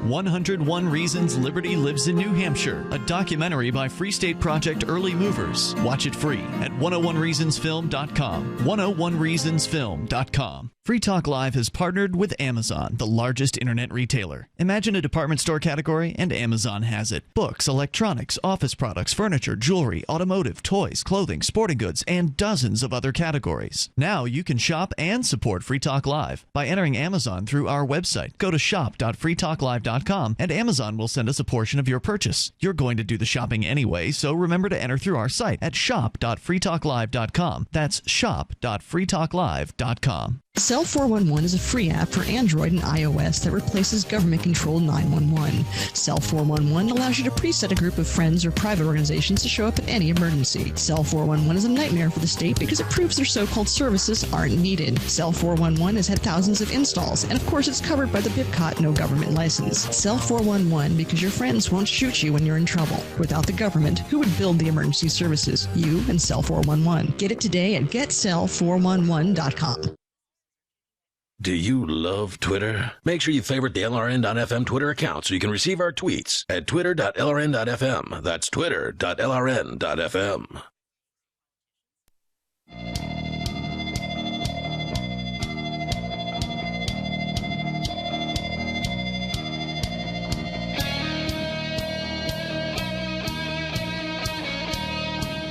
It is Free Talk Live. Moments remain here. Enough time for you if you will join us now. Our toll-free number is 855-450-FREE. That's 855-450-3733.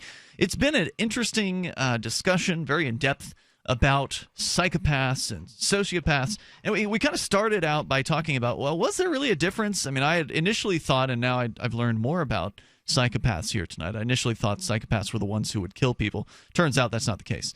There are pro-social psychopaths like this Dr. James Fallon that you were talking about earlier, Johnson. Mm-hmm. There's an interesting interview with him over at Vice.com. He's been interviewed in so many places. There's Vice, there's TED, there's Reason. I'd say the Reason one is very, very interesting, too. Because that talks about libertarians. Yeah. Mm-hmm. And he says that libertarians are the opposite of psychopaths, ways, yeah. But I bet there are some exceptions to I'm sure that rule. But the headline over at Vice is Dr. James Fallon makes being a psychopath look like fun.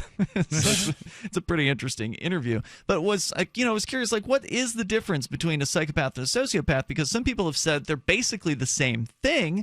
When you look at the definition of psychopath, it defines it with sociopath or sociopathy. Or psychopathy is defined by sociopathy. So here's a story, a little piece from WebMD. We'll get into that here, but also want to let you know about how to support Free Talk Live. If you value what we're doing here, then get your shopping done through shop.freetalklive.com. Maybe you want to order a book about psychopaths. Well, great idea. Go to shop.freetalklive.com. There's Amazon UK, Amazon Canada, Amazon US. You click into the right Amazon for you and get what you want. Get a great price because it's Amazon, and you'll help Free Talk Live all at the same time. So WebMD Kara Meyer Robinson writes, what is the difference between a sociopath and a psychopath? What do the words really mean? You won't find the definitions in Mental Health's official handbook, the DSM that we were talking about, the Diagnostic and Statistical Manual of Mental Disorders. Doctors don't officially diagnose people as sociopaths or psychopaths. They use a different term instead, antisocial personality disorder. And you'd mentioned that earlier. ASPD, yep. Most experts believe psychopaths and sociopaths share a similar set of traits. People like this have a poor inner sense of right and wrong. They also can't seem to understand or share another person's feelings, but there are some differences as well. A key difference between a psychopath and a sociopath is whether he has a conscience, the little voice inside that lets us know when we're doing something wrong, says Michael Tompkins. He's a psychologist at the Sacramento County Mental Health Treatment Center. A psychopath does not have a conscience. If he lies to you so he can steal your money, he won't feel any moral qualms, although he may pretend to. He may observe others and then act the way that they do so he's not found out.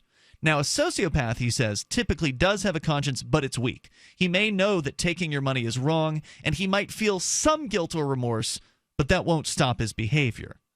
Both lack empathy, the ability to stand in someone else's shoes and understand how they feel. But a psychopath has less regard for others, says Aaron Kipnis, PhD and author of The Midas Complex. Somebody with this personality type sees others as objects that he can use for his own benefit. I'd say, to sort of strengthen James Fallon's thing about libertarians kind of being the opposite of this, one thing that you mentioned there is like somebody not feeling remorse and then people who feel remorse.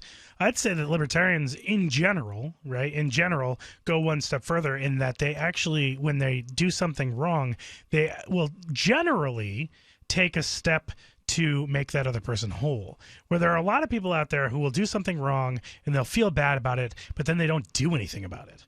And they'll just move on. The major difference when somebody is actually a very principled person is that they will make good. They will do everything they can in their power to make up for something that they've done. Like if they want to restore their borrowed place. money and they didn't pay it back, they're gonna figure out a way to pay it back. It might take them forever, Right. but they'll do something. They'll take a step. They'll take an action, and they'll do it. They want to restore their place in that Right. person's life and be trustworthy again, whereas this goes back to what you were talking about with psychopaths, where step 3 with the psychopath, after they've assessed you for your weaknesses and manipulated you, Right. is to throw you away like a tissue, Yep, like if somebody, I'm just, thinking along the lines of, somebody eats somebody else's food or drink, just minor things. Like the libertarian will tend to be like, oh, you had me over for dinner or whatever. Here's a couple bucks. Mm-hmm. Whereas like a lot of average people just don't ever do that. They might be like, oh, I've been, overstaying my welcome. I feel bad. But they don't actually take a step to do something about it. It just seems like that tends to be more prevalent in a liberty community of people who, I'd say it's more prevalent, but there's plenty of people who've there's come into plenty this. of people who are not principled and who are not. There are people they're who've not come legit, into in this my mind. community who are psychopaths. Yeah. And it's because they're, the psychopath is good at masquerading. Right. They can make themselves appear as though they're a libertarian. And so they, again, get into the community. They take I almost advantage feel of like it's people's people, generosity. because and if you think about it, because libertarians might be opposite on that, there's probably also a lot of people in the libertarian community who are libertarian and have been libertarian because they've been victimized so much in their life. They come to libertarianism because they understand the evils of authority and people who are bullies and who victimize people. I'm sure that there are a lot of people who are libertarian who would identify and tell you they were bullied as children. Like they were bullied during their childhood. Like I bet that there's a larger percentage of people who would identify with that statement in the libertarian community than there that are would be the interesting average. to I think it holds true for study me, that. definitely. Yeah. In movies and TV shows, psychopaths and sociopaths are usually the villains who kill or torture innocent people. In real life, some people with antisocial personality disorder can be violent, but most aren't. Instead, they use manipulation and reckless behavior to get what they want. If you recognize some of these traits in a family member or coworker, you might be tempted to think you're living or working with a psychopath or sociopath. But just because a person's mean or selfish doesn't necessarily mean he's got this disorder.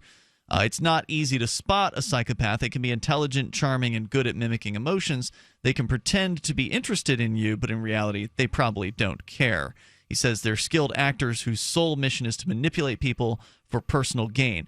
Sociopaths are less able to play along. They make it plain that they're not interested in anyone but themselves. They often blame others and have excuses for their behavior, as opposed to a psychopath who is much more able to manipulate, much more able to play along and, again, fool people. Some experts see sociopaths as hot-headed. They'll act without thinking about how others will be affected. So they're only thinking about themselves to the extent where they're not thinking about the manipulation of others. So basically saying that psychopaths take that manipulation, take that antisocial personality disorder to the maximum extreme. Psychopaths, they say, are more cold-hearted and calculating. They carefully plot their moves and use aggression in a planned-out way to get what they want. If they're after more money or status in an office, for example, they'll make a plan to take out any barriers that stand in the way, even if it's another person's job or reputation.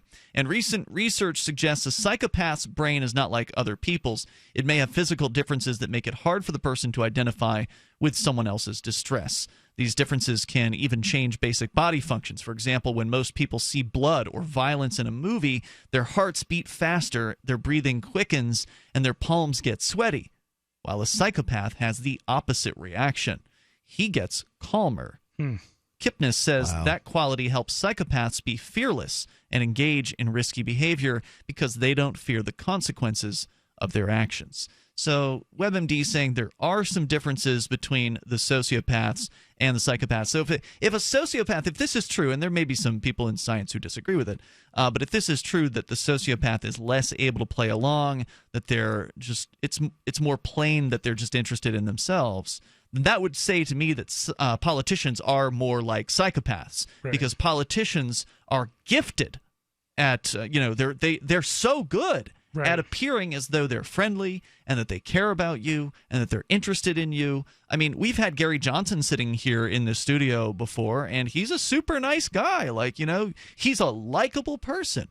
Now, I don't think he's as dangerous of a psychopath as somebody like Hillary Clinton. Yeah. He's definitely the lesser of the evils in the national race. But well, it almost sounds like the way this article is talking is that there's some sort of spectrum. You know what I mean? Like, there's a spectrum from sociopath to psychopath, and Gary Johnson might be a little bit in that direction as compared to a little more pro-social than say Hillary.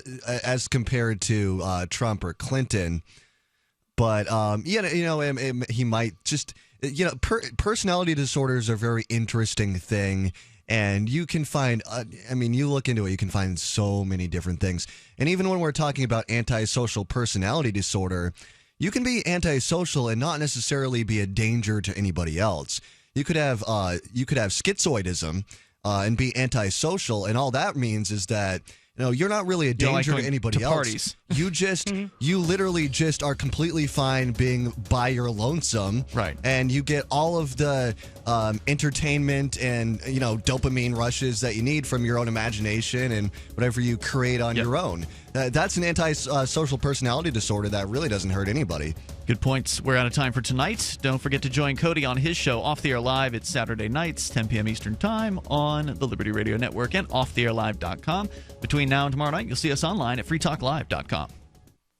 When commercials come on, don't push the button. Instead, listen. Even if you don't sell things for a living, you're still selling in the various conversations and transactions that make up your busy day. With money and attention so scarce now, effective communication skills have never been more important, especially if you're a job seeker. So take a lesson from Madison Avenue. Often the fewer words, the more effective the message. Like Jiffy Lube, where you never need an appointment, or the Office Max ad that says, you supply the ambition, we supply everything else. How about online ticket broker StubHub.com, the way in when it's sold out, or CyberCupidMatch.com's seductive, go ahead, it's okay to look. How cleverly and succinctly can you distill your message? For more tips, hit survivalspeech.com. I'm Holland Cook. This is your Robertson Roberts Brokerage Daily Precious Metals Update. In early trading Tuesday, gold is $5 higher at $1,270 per ounce. Silver is 11 cents higher at $17.66 per ounce. Bitcoin is trading at $651 US. Robertson Roberts has been helping clients buying and selling precious metals for nearly 40 years. Call Robertson Roberts Brokerage today at 800-874-9760 or visit us online at rrbi.co. The three most important things you can do for Free Talk Live are: 1, share one episode a week on Facebook or in some other social networking site. 2, buy the things you buy online through shop.freetalklive.com. 3, give $5 a month to the AMP program. It's my firm belief that Free Talk Live's AMP program is the best use of your charitable dollar among liberty-oriented organizations. Support all the organizations you love, but make sure you give $5 a month to AMP at amp.freetalklive.com. This is the Liberty Radio Network, broadcasting the latest liberty-oriented audio content 24 hours a day at LRN.FM. On Free Talk Live, we're bringing people to the ideas of liberty every day. From wrestling superstars like Glenn Jacobs. You guys really are having an impact, I believe. Like I said, a lot of where I am now is due to listening to Free Talk Live. You changed my mind on some very important issues years ago. To random people tuning in on the radio. I was kind of stuck in the left-right paradigm. I heard your show by chance on a Saturday night. From there, I went on, joined the Free State Project, and become an amplifier. So, I mean, that's really the reason why I amp is because I know that if it wasn't for you guys being on as many stations as you are, I never would have found the ideas of liberty. Your AMP will directly change more lives by getting Free Talk Live in front of people looking for talk radio online and on the air. When you AMP Free Talk Live, you get perks like access to the AMP-only Facebook group and AMP podcast. Visit amp.freetalklive.com. The three most important things you can do for LRN.FM are: 1. Let your friends know you're listening to LRN.FM on your social networking profile. 2. Buy the things you buy online through shop.lrn.fm. 3. Give $5 a month to the AMP program at amp.lrn.fm. You likely buy all kinds of things online. Amazon is the largest online retailer. You can get what you need at the same great prices, and LRN gets a cut. Please do your online shopping at shop.lrn.fm.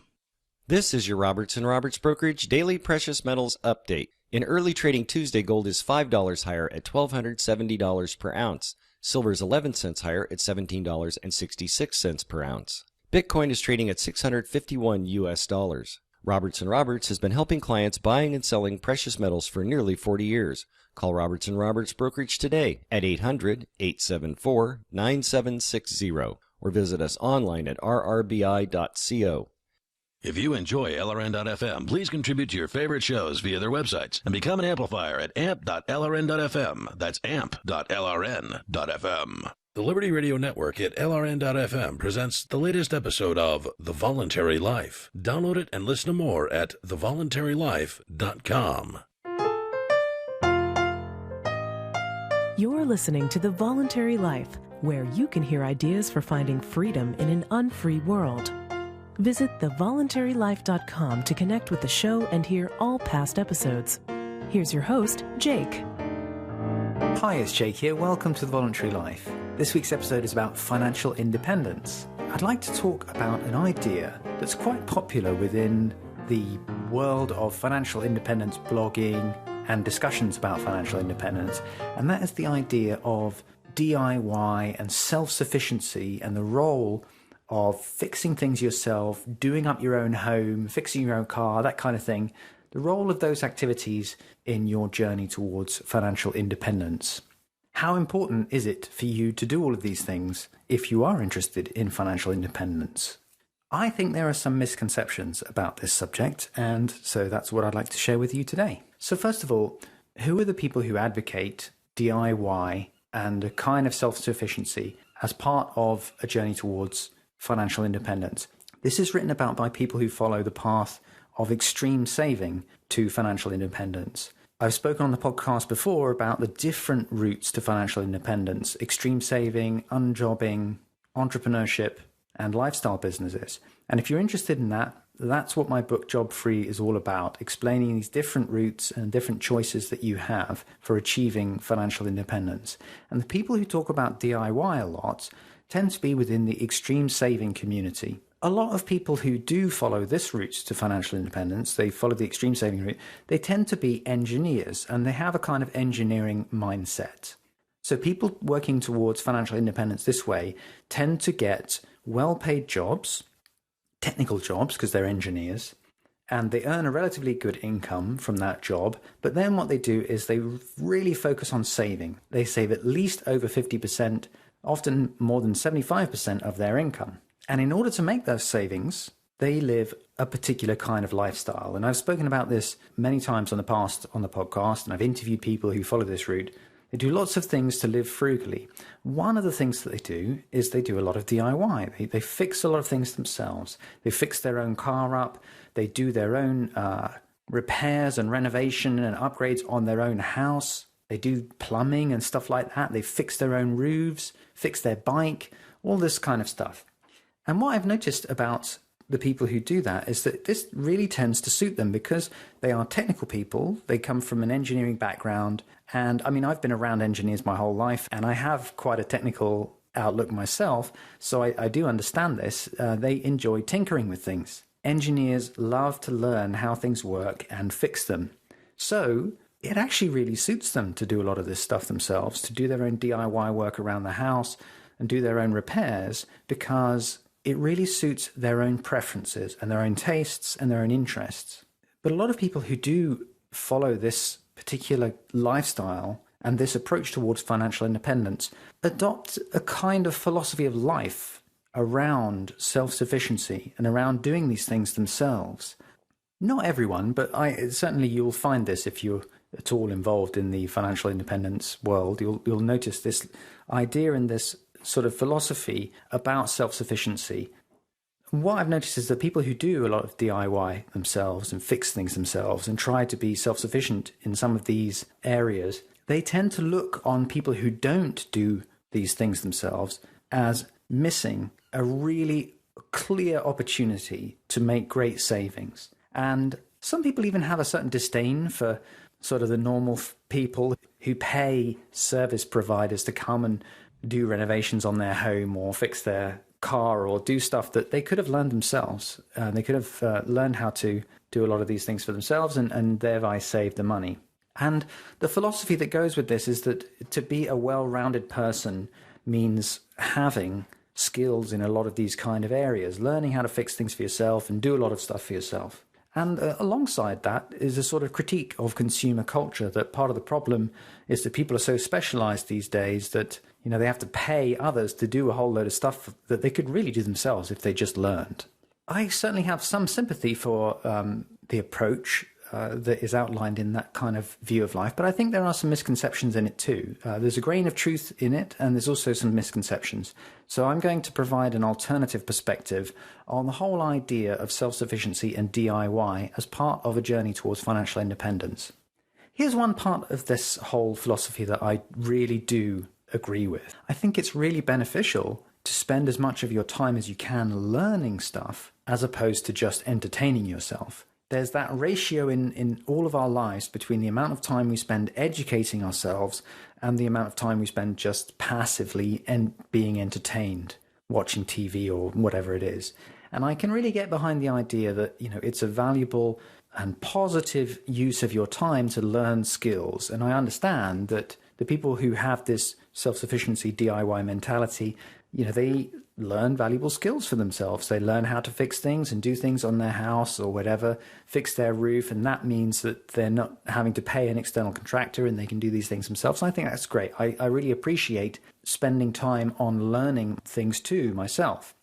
Following on from that, I can also understand the idea that it's nice to know how things work. I like to understand things around me and understand how they work. So I sympathize with that idea that to be a well-rounded person, you know, it's nice to not just be super specialized in one thing, but to have a general understanding of how things work. However, there's a difference between having a general understanding of how things work and knowing how to do a whole load of different diverse things yourself. Understanding these is not the same thing as being able to do them. I mean, for example, I have a general idea about how aeroplanes work. If my daughter, in a few years' time, when she's old enough, if she asks me how an aeroplane flies, I'm going to be able to have a conversation with her about how fuel is converted into thrust by the engines and about how the airfoil design of wings gives lift. And we'll also be able to go to Wikipedia and look all this stuff up and find out all the things that I don't know about. So I've got a general understanding, and I know where I could find out more about how planes fly, but I cannot fly a plane, and I certainly couldn't build a plane or fix an engine on a plane, and I'm very happy with that. I don't think it would make me a more well-rounded person.